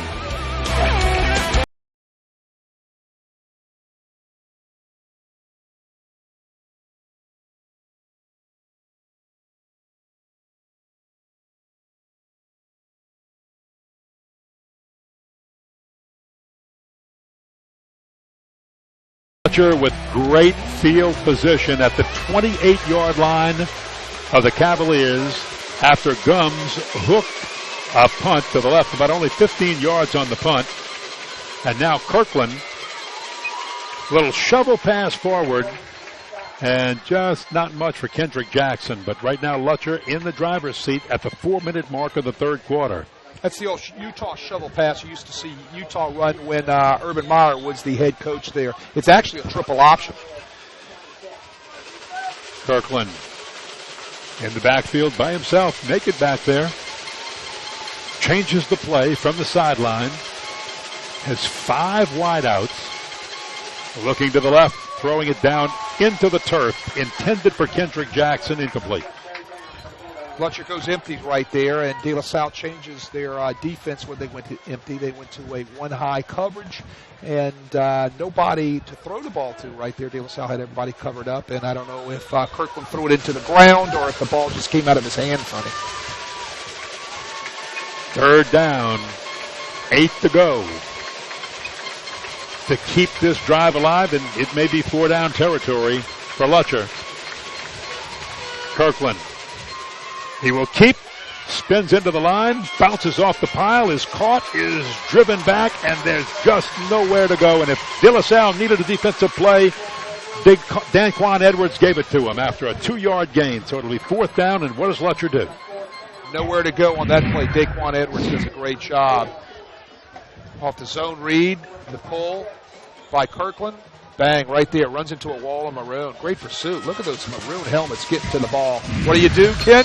You got to go for it because you can't get the field goal here. It's 4th-down territory. Well, even if he's within his range, you're kicking against the wind. Low snap. Kirkland picks it up. Has a wide open Davis. And Dontre Davis finds his way to the end zone for the touchdown. How did Davis get so open? And Lutcher has opened up the lead over the De La Salle Cavaliers. A 24-yard touchdown. Great throw and catch right there from Kirkland to Aldontre Davis.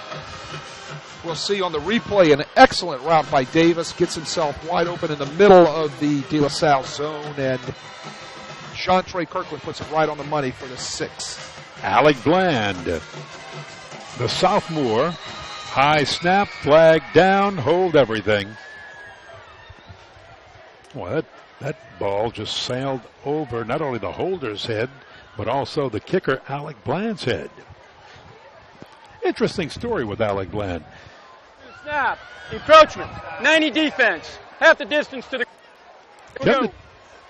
Tim Detillier just had trouble finding a kicker early on and was going for 2, which is what he did against St. Amant when they missed it and lost by 1 point earlier after 2 wins over 5A schools Dutchtown and West Jeff. And then he's working with Alec Bland, and with good coaching, Alec Bland comes around and has turned into be a pretty strong-legged kicker, kicking both extra points for a 14-6 Lutcher lead as we look at Aldontre Davis find the end zone.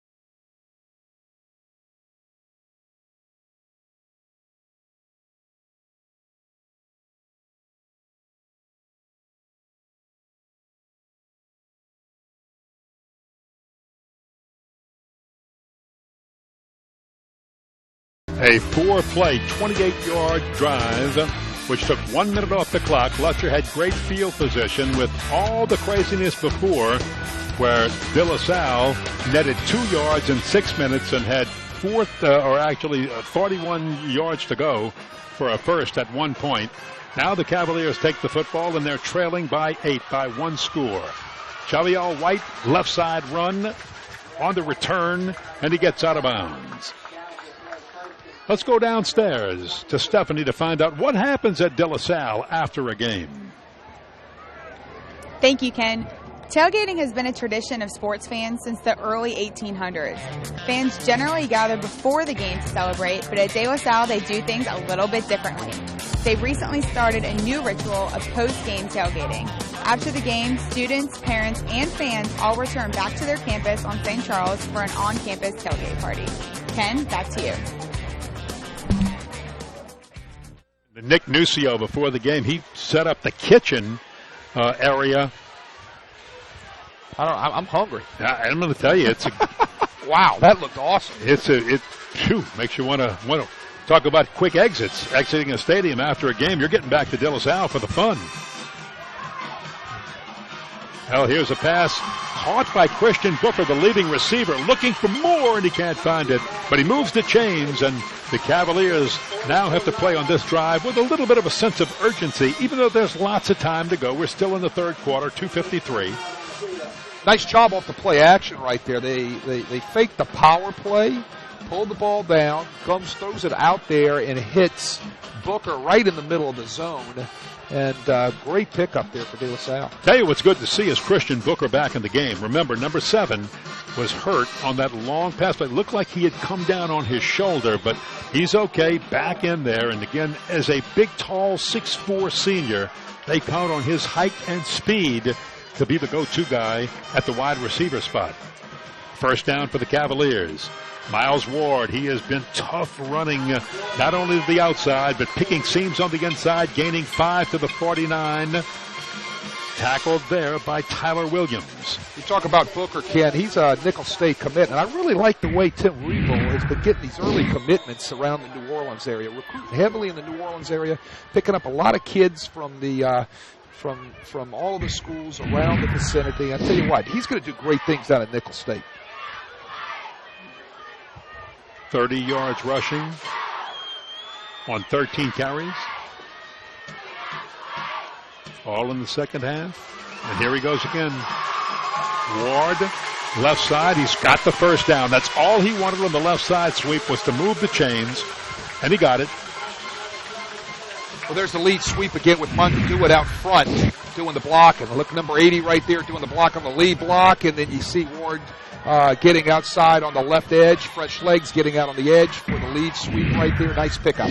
Ethan Bland with the tackle for Lutcher.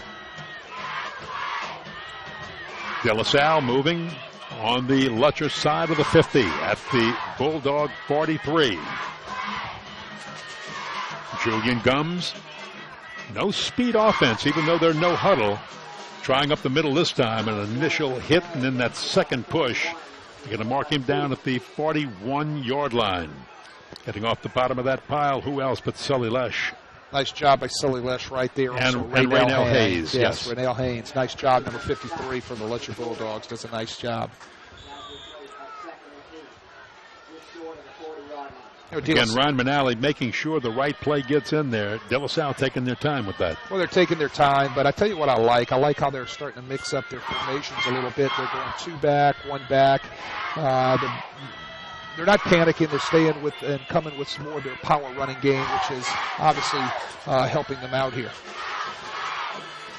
Right up the middle goes Miles Ward again, and Ward hit and driven back, but Ward is picking up 5, 6, 7 yards a carry. That's what the Cavaliers want. We are down to the 35-second mark in the third quarter. Nice shot right there by the inside ISO, leading the fullback, Munkin up onto the linebacker. A double team at the point of attack, and that's why they call it an isolation. They're isolating a linebacker at the point of attack. Third down. Call it a long 4. Ward again, look at this hole over the right side. He's got the first down and is out of bounds with 11 seconds to play in the third quarter. Miles Ward is faster. He's got deceptive speed on the outside. When he turns on the afterburners, he can move around that corner quickly. Well, I tell you what, great run by Miles Ward, but I tell you what, an outstanding block by a guy named B.J. Randall, a Southpaw wide receiver, who does a great job blocking out on the edge, allowing Ward to pop that thing into the secondary. I love to see wide receivers block. You know, they've got to be physical. It's not about always catching the ball. They've got to be asked to do things on the edge and be able to block, and that was a great job right there by B.J. Randall. Middle halfback option, man wide open. There's your touchdown to B.J. Randall. He blocked well on the last play. It's rewarded for it by catching the touchdown pass right here, thrown by Christian Booker on the end around. I tell you what, wide out to wide out. You do a great job blocking, you're going to get your number called to catch a touchdown pass. I tell you what, great job. They had run the sweep 3 or 4 times in that series, and they set it up, and nice little stalk and go right there by B.J. Randall, who ends up in the end zone with a touchdown. They are going for 2 after missing the extra point. Ryan Manali just screaming. You can't make a mistake here. You got to get in the right formation. They were not in the right formation. They weren't lined up right. They don't have the right personnel on the field. You got to take a timeout in this situation. And this 2-point conversion is just too important. Yeah, because and look, they've got a fine kicker in Flynn Labreche, but he had just hooked one just outside of the upright after the first De La Salle touchdown. Cavaliers scored first, took a 6-0 lead. Right before halftime, Lutcher scores, kicks the point, 7-6, halftime Lutcher. Then Lutcher comes out, goes ahead, 14-6, and now the Cavaliers are going to try for the 2-point play. Here's your little same play. And this time, again, it's hit for the score and to Julian Gums himself, who's in the end zone, and he catches it. How is that for a little razzle-dazzle? Little reverse pass right there. They show the reverse. Julian Gums slips out into the end zone. Wait a minute. We have a flag down, I believe. I don't see it, but the official is signaling. Well, what is Ryan Manali? He's out there on the field. Ineligible downfield. 65 offense. 5-yard penalty. Replay the point. Wow. That's Jalen Haydell on the offensive line. You know, that's one of the faults with a little trick pass like that on a reverse pass. One of your linemen might sneak out downfield by accident. They got him. So that's going to negate that 2 points. They're going to have to back the ball up, and they get another shot. Wow, my goodness. And the razzle-dazzle was so pretty with Julian Gums, the quarterback, catching it. Now they're going to go the other way, throws the ball behind the receiver, and De La Salle misses the 2-point play intended for Christian Booker. But he slipped down, tried to go back for that ball, and the 2-point conversion fails. Look at the touchdown. Booker to Randall. Bingo. They lined Miles Ward up. They lined Miles Ward up at the Wildcat position, and they lined up Julian Gums, the quarterback, at the fullback position, who slips out of the backfield into the end zone off the reverse pass thrown by Booker. Too bad. Lineman downfield negates the 2 points, and they're going to back it up. So that was on the 2-point play. The previous play, of course, was the touchdown play. And well, I'll tell you what, a lot of razzle-dazzle pulled off. But, hey, you got a 72-yard drive, and De La Salle gets points. Remember, the Cavaliers do have an excellent field goal kicker, but he will not have the wind in the fourth quarter. So with 4 seconds to play in the third quarter, if it comes down to a field goal, Labreche will be kicking into the wind.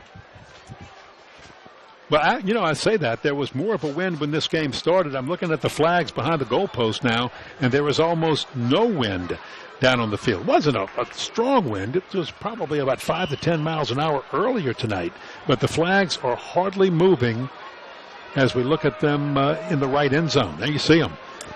Well, not much of a breeze at all. Not much of a breeze. You're going to get a little gust here, gust a little there in front of the front. That's expected to come through later tomorrow. But I tell you what, I like the way things were set up on that series by De La Salle. You had some lead sweeps, you had some power plays, you have the lead sweep, and then you have the sweep pass. I just love the way things were set up. Everything kind of choreographed together. Caught Lutcher kind of sleeping on the sweep pass right there. And you see the result. It's a 14-12 ball game. 46 seconds left to go in the third quarter. So the Cavaliers do kick it deep. And that is Jackson. And Jackson has a seam. Look out, he breaks a tackle. Jackson, with 2 men to beat, being chased from behind and wrestled down inside the 30-yard line. On the final play of the third quarter, a flag is thrown at about the 38-yard line, about 5-10 yards behind the tackle. So hold everything as the officials sort this out. But Kendrick Jackson lights it up here with a return deep into De La Salle territory. Yeah, 68-yard return, depending on, well, the 68-yard return. Let's see what the penalty happens.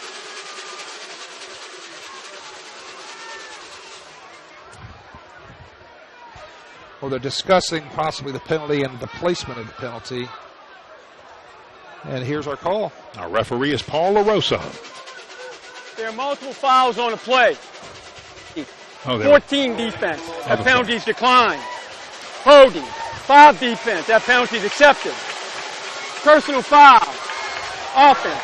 Penalty's offset. Free kick. We kick it over. Wow. Well, we'll kick it over. Wow, that is that's something. This will be an untimed down on the re-kick. No time left on the clock in the third quarter. But because of the offsetting penalties, we'll have a re-kick. It wipes out a 68-yard return. Well, here's the first thing I'm going to do. All right, if I'm De La Salle, right now I'm not kicking the ball deep to that guy. I'm not kicking it to 23, folks. That's who Kendrick Jackson is. I'm not kicking it to 23. The other deep back is Tariq Belvin or Gregory Clayton. They're also deep, and I may kick it to one of those other wide receivers. Well, I'm going to probably sky kick the ball, squib the ball. I'm just not going to put it into Kendrick Jackson's hands, all right, because I'm living to play another down right here, even though it's an untimed down going into the fourth quarter, coming out of the third. I'm not kicking it to Kendrick Jackson. And number two, I've got to, De La Salle has had a whole lot of penalties in this third quarter. They need to clean some of that stuff up. Turnovers and penalties, set yourself back, can be the biggest drawbacks to a victory. Now let's see if they take your advice, Coach, and squib it, sky kick it. But here goes Jackson and Clayton. They're the two wide receivers. Well, actually, they put Davon Adams back there. Jackson's taking a breather. Oh, they're moving Jackson up. So they moved Kendrick Jackson up to the 20-yard line and put Davon Adams back. Both of them are running backs. Both of them are very fast. It's real simple. Find 23. Don't kick the ball. Well, 23 is at the bottom of your screen at the 20-yard line. So don't kick him the ball. Don't kick him the ball. It's that simple. Don't kick him the ball. Kick it someplace else, right. Not to 23.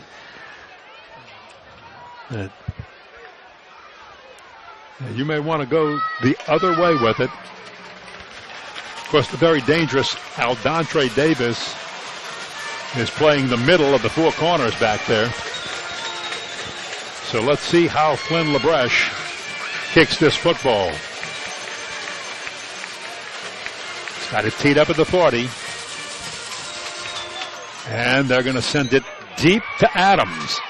He's a running back with the same kind of speed that Jackson had. Look at Adams. Here's another penalty flag thrown. So we may not be ending the third quarter yet. Hold on. I think you're going to see a block in the back this time on the kick return team.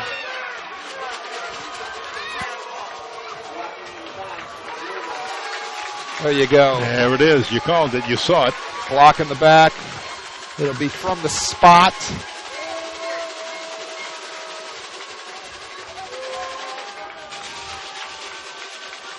Block in the back, 22 return team. Penalties accepted. We will play an untimed down. Another untimed. Yep. You can't, because you cannot end the quarter on a penalty. That is accepted. Yes. So they will play an untimed down going into the fourth quarter. And here is your block in the back. Boom. There. That is a block in the back. They got somebody was trying to take Josh Paul out of it. 22. They got Rashawn Preston right there. Yep. He was trying to put a block on Josh Paul. So here we go with a second untimed down before the official end of the third quarter.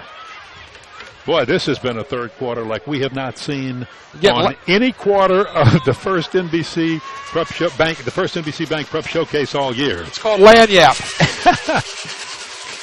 Kirkland He wants to keep it and might wish he hadn't, because he just runs into a wall and then springs back, bounces back. He's hit real hard, and that will finally end the third quarter of play. After 3, each team has scored twice, but Lutcher has kicked the 2 extra points for the lead.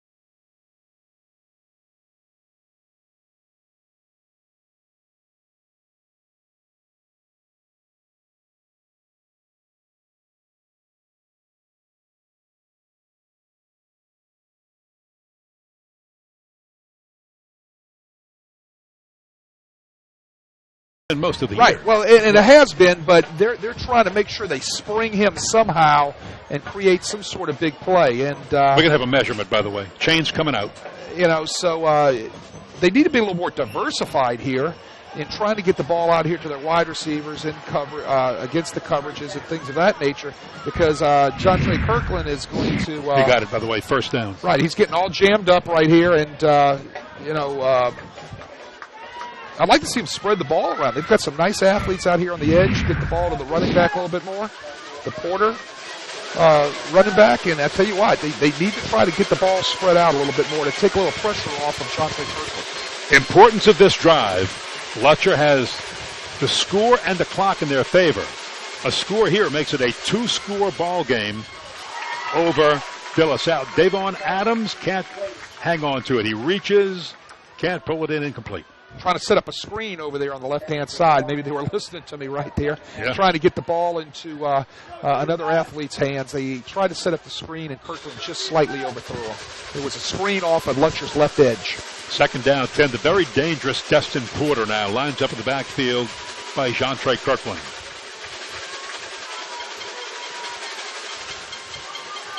Here's Kirkland. He's looking. Oh, overshoots a wide open Dustin Porter. And now that brings up 3rd down 10 for Lutcher. Wide open, you're right. Just to overthrow him real high. Looks like we have a flag down. Hold on.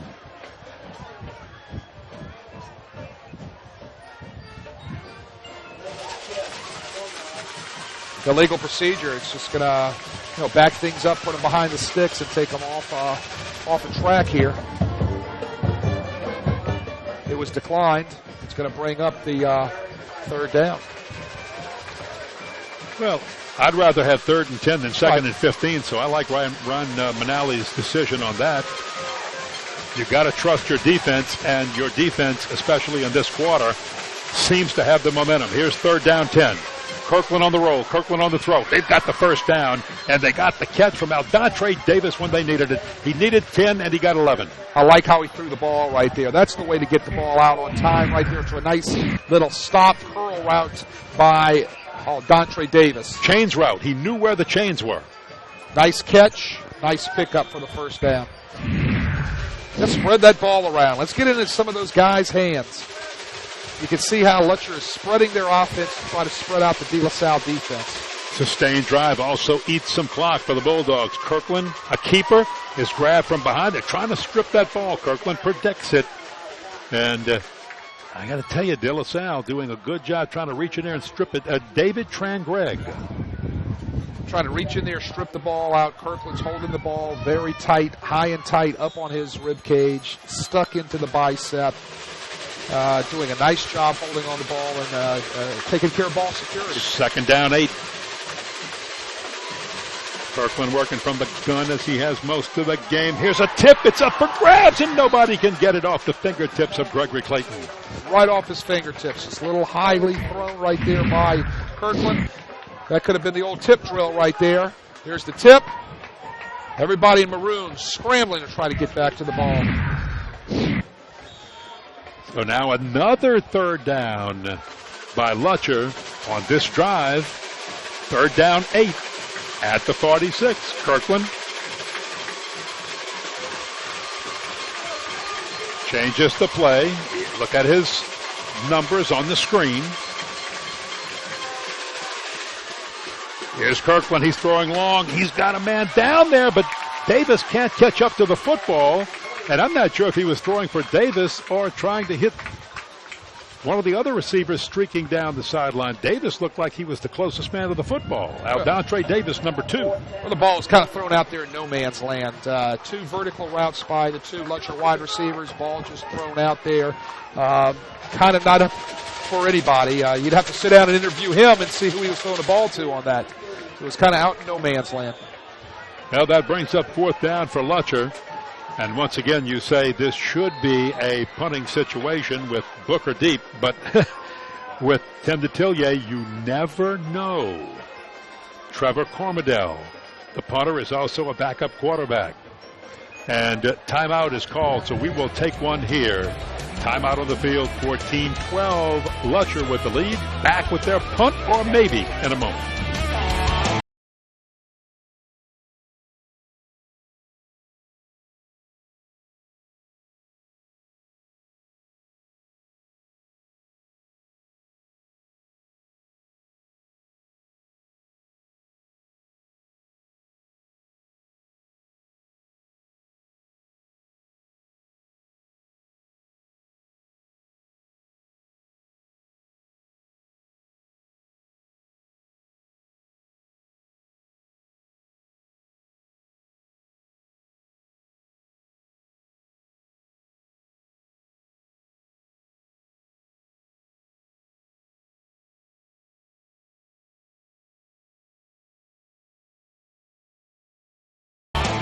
Now we'll see if Lutcher punts the football or not. Cormedell stands at his own 32. No rush at all. And he hooks one to the left side that goes out of bounds. Well, let's see where they're going to mark it officially. I thought it might be at about the 30. They're bringing it all the way up to the 34-yard line. looks like one of your 7-irons. Yeah, and He kind of hooked it off his foot over there out of bounds, huh? wasn't a long punt at all. By the way, if you're interested in purchasing a DVD copy of this event, send an email to prep@sportsnola.com. That's prep, P-R-E-P, or call our offices at 504-681-0120 during normal business hours. You'll receive a reply with more information on purchasing the DVDs. De La Salle football, and they have some catching up to do. They're down by 2, 8:46 to play. Have the ball at their own 34-yard line. Handoff. Little mix-up in the backfield. Ward got tripped up, and Miles Ward nowhere to go. Lost yardage on the play. Tell you what, Lutcher sat down on the sidelines and said, hey, we're going to have to stop this lead sweep, and here's how you do it. Rashawn Preston right there in the backfield to break things up. Or, excuse me, Dylan Ricotta right there in the backfield to break things up. Force the play now. He comes off the edge and forces it and makes a nice play. Loss of 2, second down, 12.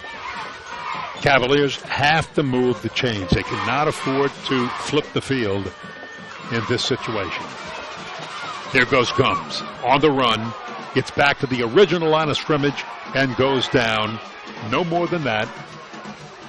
He was pressured by Dontel Johnson that time, coming from his outside linebacker position. We'll see number 7 right here, forcing him to step up and get out of the pocket, not to be able to look downfield and see if he had a receiver open. Wattis with help from others, and now all of a sudden the Cavaliers are looking at 3rd down 10. Julian Gums, the sophomore quarterback, never thought he would be playing the entire season at quarterback. Hands it off to Miles Ward. He needs to break a tackle. Ward's a foot race to the sideline, and he's short of the first down, knocked out at the 42-yard line. The first down marker is at the 44. A little trickeration right there. A little direct snap to Miles Ward. Oh, I'm sorry. No, it's the old hideout play. Yes. The old hideout play. Woo. Put the ball in his back, wait for 1001, 1002, try to get everybody else to chase the other motion man coming through and go out the back door. He needed to wait a little longer. Well, they almost did. You know, what hurt there is the nose of that football was sticking out between his arm and his jersey, and you could see it. But I like the trickeration. Well, he by needed these coaches, a little chicanery. He needed to wait a tad bit longer. The old rule on that is 1001, 1002, 1003. But if you're standing there holding the ball trying to hide it and everybody else is hunting for it, you're getting out of there real quick. 4th down 2 in punt formation. Remember, Gums, the quarterback, is also the punter. And flags go down. Did they take too much time? I didn't see anybody move. Remember, there's no play clock at Victory Field. Can't do that. Prior to the snap. Yeah. Ball start. Right. 57, offense. Let me tell you what you 5-yard saw. penalty. Remains 4th down. So number 57, the right guard, decided that he wanted to shift over to the other side of the offense, but he didn't want to do that, so he went back to his right guard position. That's an illegal shift. That's illegal procedure. That's going to be a 5-yard penalty. Well, if you were going to fake it, it's going to be a whole lot harder to do it now. Remember, 7:29 to play. We are in the 4th quarter. De La Salle was looking at 4th and 2 after the procedure. Now it's 4th and 7. Gums back at his own 22-yard line. Low snap. He's going to run around. It is a fake. They're going to throw downfield, and the players get mixed up. Here comes the flag. The flag is thrown, and that was intended for Josh Paul. I didn't think they'd fake it once they got the procedure penalty, the motion penalty, rather. And sure enough, they do anyway, and with the help of interference, it's going to be a Cavalier first down. Well, he escapes from the end position over the right-hand side of the punt formation, streaks down the field. You had the punter, Julian Gums, sprint to his left, kind of pull everything that side, and he threw it back against the grain. Got an interference call from the defensive man trying to cover the streaking receiver, and it's going to be, should be, first down De La Salle. So we're having another conversation here with our officials, so we'll see. Now, some of the Lutcher players are pointing in the other direction, but I don't think they're close enough to the conversation to Well, really hear what's. Yeah, they're walking over to the bench saying Lutcher football. They could be talking about that could have been an illegal receiver, that he could have been covered up on the line of scrimmage. Well, Josh Paul with an illegal formation is a defensive back. Watch him. You're looking for number 4. Couldn't really. You can see the interference right there. The question is where did number 4 line up? Yeah, we'd have to take another look at that and see if we've got a longer look before the snap of the football as to where Josh Paul lined up. Ryan Manally's making a case. And this is a long conversation by the officials, so they may be talking about where Josh Paul was lined up offensively. Here we go. We'll hear it from Paul LaRosa. It's kind of like that commercial. Yeah. Your mic's on. Your mic's on. I'm ordering. Whoa. Wow. So look at Manally. He can't believe it. Oh, my goodness. Oh, my goodness gracious. I tell you what. They're calling interference both ways. So we're going to do this again. They're going to do it again. This is offsetting penalties. We're going to do it again. My goodness. So now the element of surprise is taken away. Tim DeTillier. I'm not sure what he's upset about on the other sideline. I'm going to tell you what he's upset about. He's upset about that his defensive back there didn't recognize the fake punt and the streaking receiver down the field. He needed to see that. So Julian Gums will try this again. Will he punt or will he pass? Still 7 minutes and 22 seconds to play. De La Salle, you figure with the punt away, Lutcher can run at least 3 or 4 minutes off the clock, and Ryan Manally still can't believe it. The head coach of De La Salle. Cavaliers 9-0, Lutcher 8-1. This time they will punt the football, and he hooks it left. It'll get a bounce out of bounds. So this won't be a real long punt, but it'll flip the field a little bit after the 26-yard punt, and will go out of bounds at the 37-yard line. So Lutcher with the football, 7:16 to go, a 2-point lead. Ron Manally just can't believe it. What more can he try, trick play-wise, that just will not work tonight? Well, I applaud the call. Yeah, me too. I love it. He didn't get the call down the field. I didn't see the offensive interference. I saw the defensive interference. I didn't see the offensive interference. But once again, that's why we're up here and they're down there. So yeah, no, I love the call. I think he's frustrated in the fact that he's making great calls on when to use the trick plays, and they're just not working. Something, penalty, whatever, messes it up. Little shovel pass forward. Nowhere to go for Dustin Porter. He is just spun down by Jamarin James. Hello. Here's your shuttle pass. That's the old Utah shuttle pass that Urban Meyer used to run. That is actually, believe it or not, it's a triple option. Their option in the last man on the line of scrimmage, which was 92 right there, Daquan Edwards. If Daquan Edwards takes the quarterback, he shuttles it underneath. If Daquan Edwards falls back in on the underneath play, he's going to keep the ball and pitch it to the back that's coming around. Triple option, just another way to present it. Second down, 12. Lutcher keeps it on the ground. They'd like to run some clock, but they're going to have to find a way to get some yardage if they do, and there is nothing there for Kendrick Jackson. He goes down. Josh Paul with the tackle. Inside zone run play right there. Not a lot of blocking going on up there by the offensive line of Lutcher right there. Got a lot of maroon helmets to the ball. By the way, who hit him first? Josh Paul on the help. Jamarin James was there, too, to slow him down. What a night Jamarin James is having. Number 93. He'll buy a DVD. Third down, 11. Here's the toss to Clayton. Clayton tried to stay in bounds to reach the first down marker, and he won't. He'll be short of the first down. He's up to the 46 and needed to get to the 47-yard line. He will be a yard short of the first down. Lutcher comes to the 3-receiver side where they had the numbers that time. Only 2 defenders over there for De La Salle. Just comes up a little bit short of the first down. Fourth down now. 4th down and 1. About 1 1/4 if you want to be exact. But Good catch by Clayton. By the way, Clayton, the, again, nephew of Jarvis Landry. Look at this. 4 wideouts stacked on one side, and here is a kick. They put it anyway. Boy, if they were going to fake it, that was the time to do it. De La Salle had no one back. They were expecting a fake punt, and it's downed at the 8-yard line. So De La Salle will have the ball when we come back. 5:19 to work with, trailing by 2.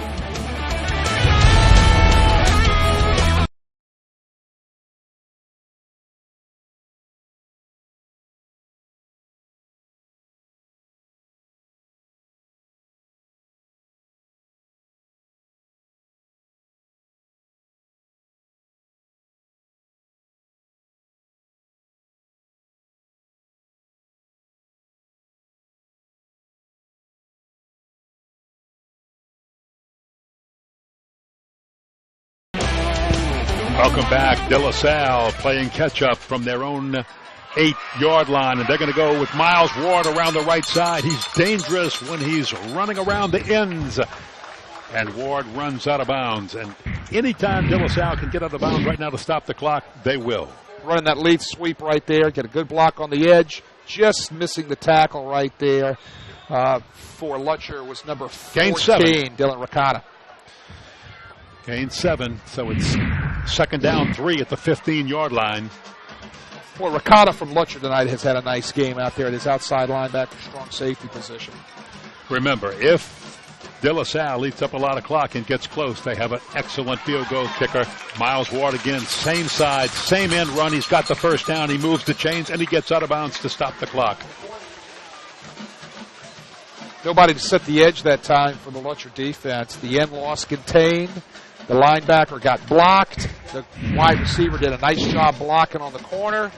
You can see Lutcher lost contained because they ran an inside stunt with Dontrell Johnson, their outside linebacker. So he's nowhere to be to set the edge. They ran a little stunt that you saw there on the replay, which took him completely out of any type of edge player to be able to force the running back to come back inside. First and 10 at the 20 on a drive that started at 8. Ward again, same right side sweep, and this time Ward almost broke it before being knocked out of bounds. At a 13-yard gain, De La Salle will move the chains again, and once again, the Cavaliers stop the clock. 5:02. Been working well all night, the lead sweep. Look at the block out there. Nice job by Monconduit, number 80. Seals the edge, allows Ward to get outside and around. Big pickup. If it works, keep running it. They're going to keep running it down the boundary to the short side of the field. Working that boundary, saving their timeouts.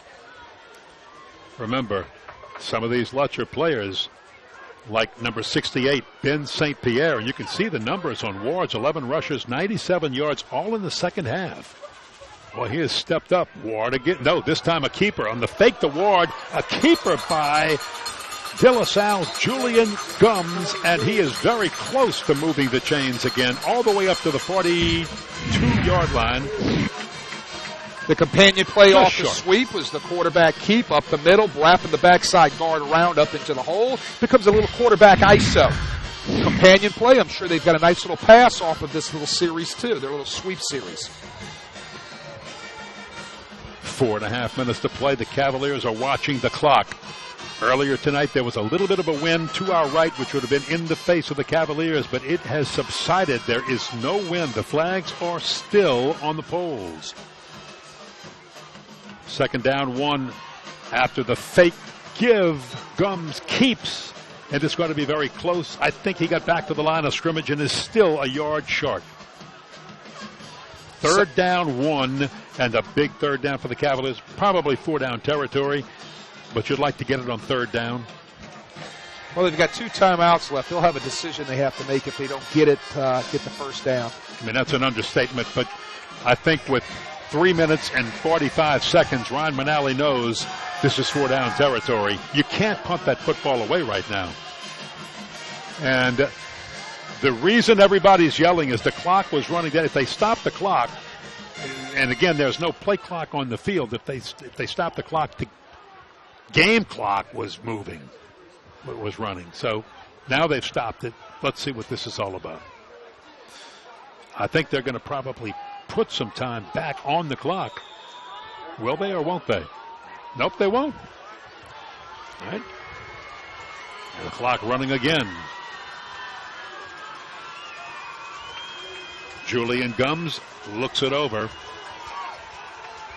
A lot of time being taken here. Jeremiah James was standing up, getting the play from Gums. High snap, he pulls it down, and he just throws one up for grabs. This is a jump ball, and it's pulled down by Minor.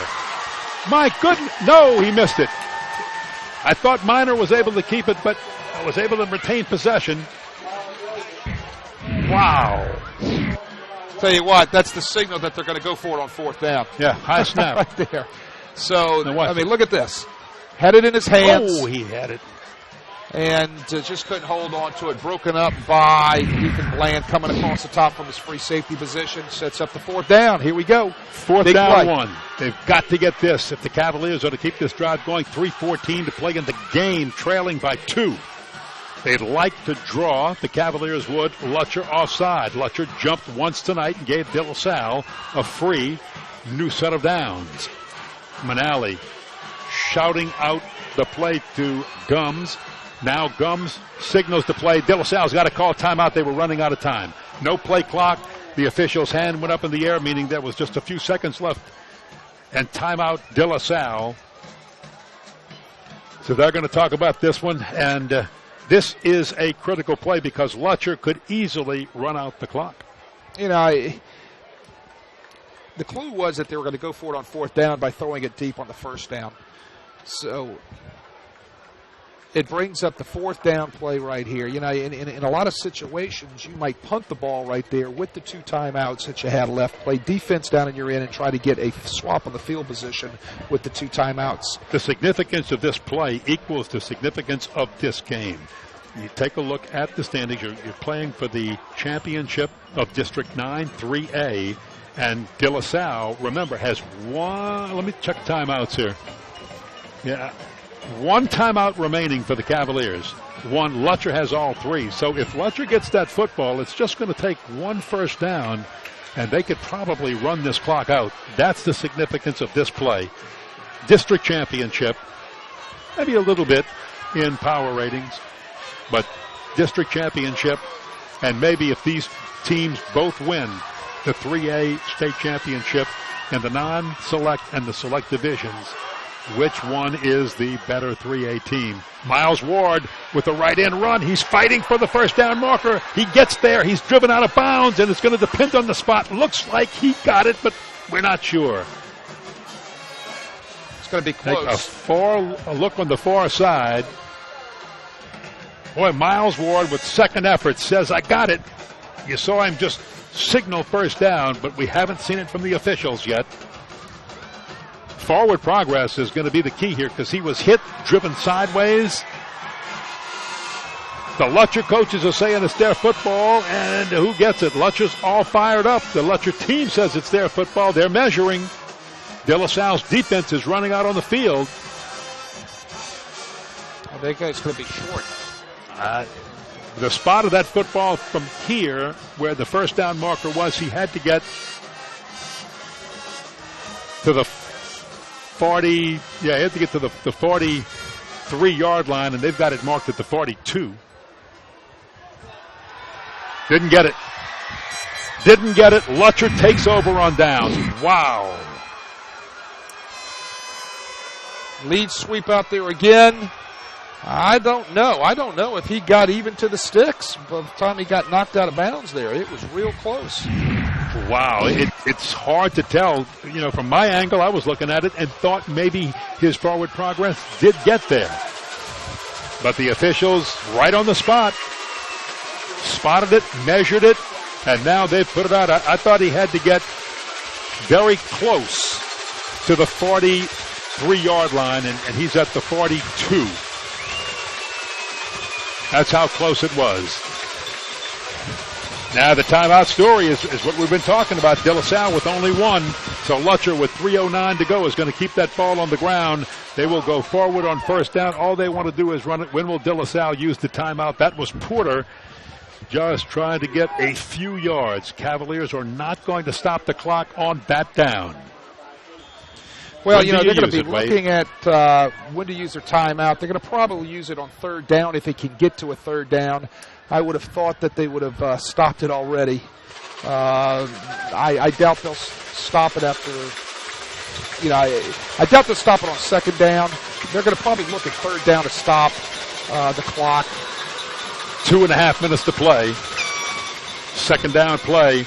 And this is a keeper all the way by Kirkland, and Kirkland short of the first down again, but he gets some positive yardage all the way up to the 36-yard line.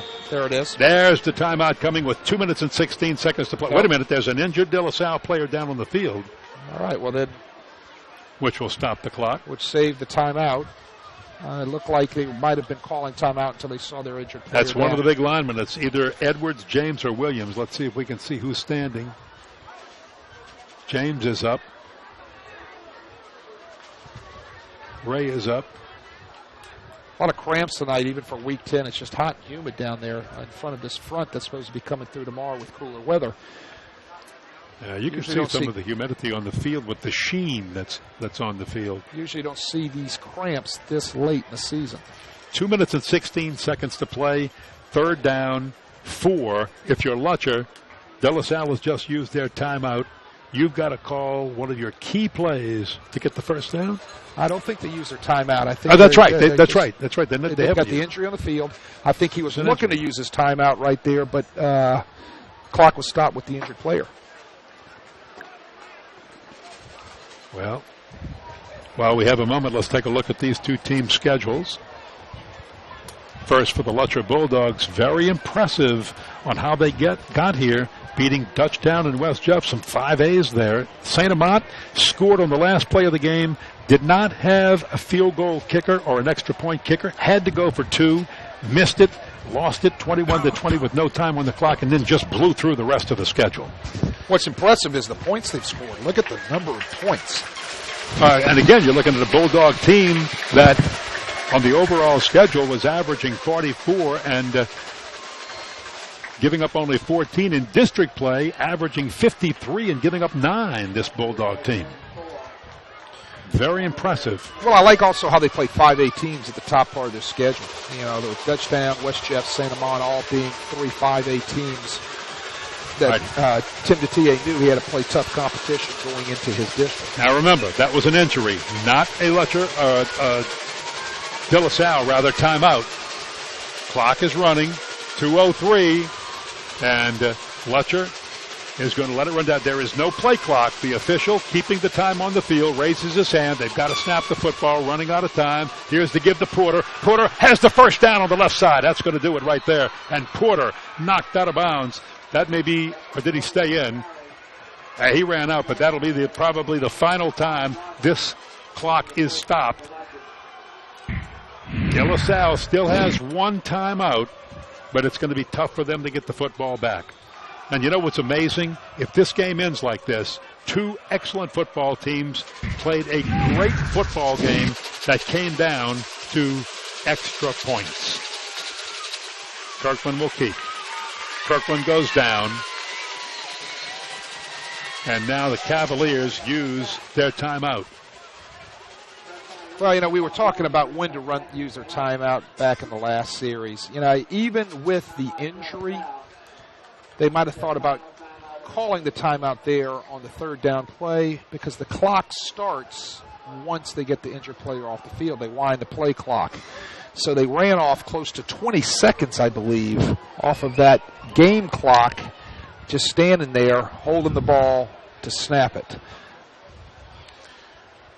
Before we looked at the Lutcher schedule to see how they got here, let's take a look at this De La Salle Cavalier team. A very impressive schedule for the Cavaliers. Again, a team that averaged 50 points a game, allowed only 6 points a game. They never trailed in a football game. They always scored first and shut out 5 opponents. Well, I'll tell you what, the thing that's impressive on that list is the 62-13 win over a Union Parish team that's been in the Dome, if I'm not mistaken, the past 2 years in a row. That was a significant statement maker for the De La Salle Cavaliers earlier in the season, letting everybody know, hey, we're a pretty darn good football team. Undefeated De La Salle Cavaliers, 9-0.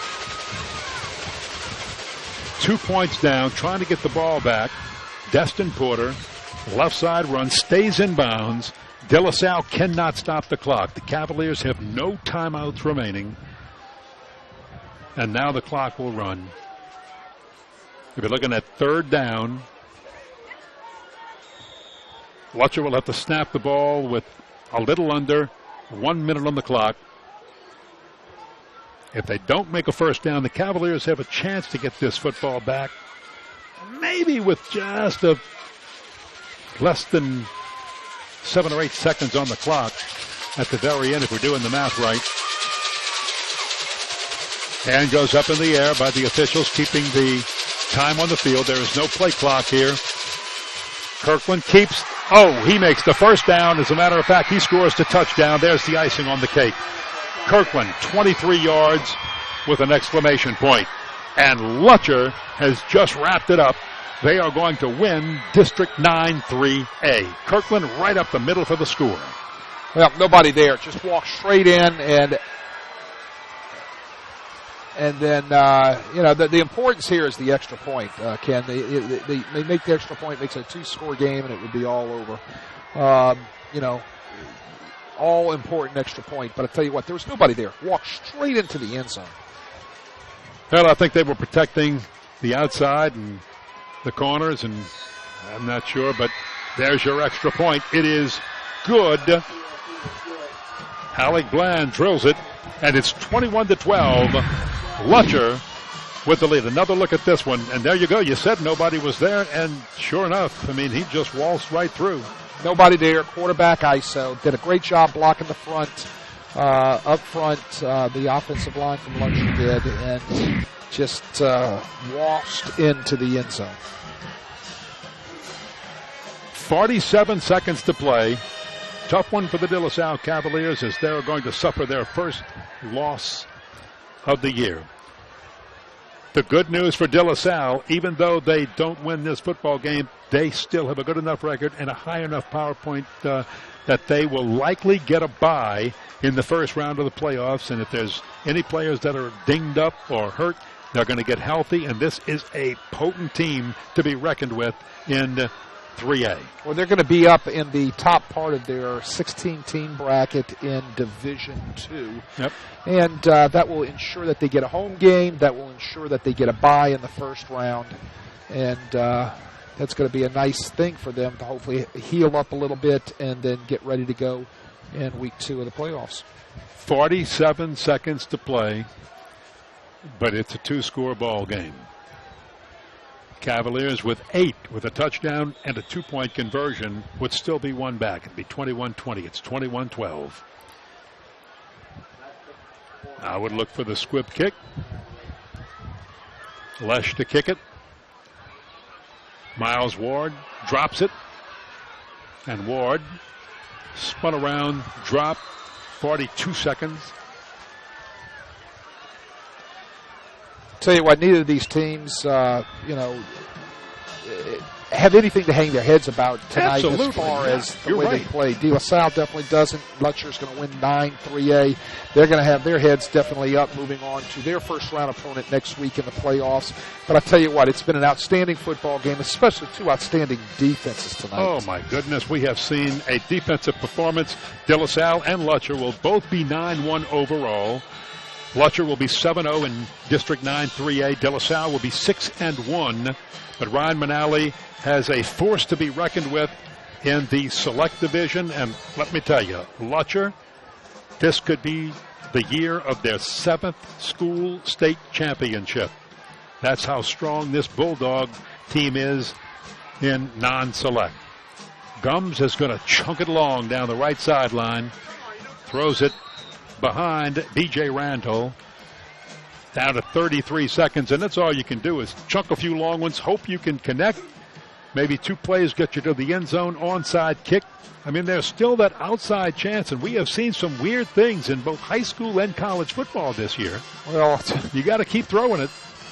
Saw something strange last week with the Miami-Duke game, didn't you? Oh, you know. So, yeah, I mean, strange things can happen, but they're going to have to. Miami, Duke, Michigan. I mean, they've got to score now. We could do a right top now. 10 right here in the booth. They've got to score right now. So look, Ryan Manali, as we just said, we know you're disappointed. We know the Cavaliers are disappointed, but you're still going to get a bye. And in the big picture, all this is costing you is the district title. And Lutcher, a lot to just be so proud of the way this team has come back. 1-point loss early in the year to St. Amant. After the sack, the clock runs 17-16. Of course, De La Salle has no timeouts. They cannot stop the clock, and they will not snap the football again.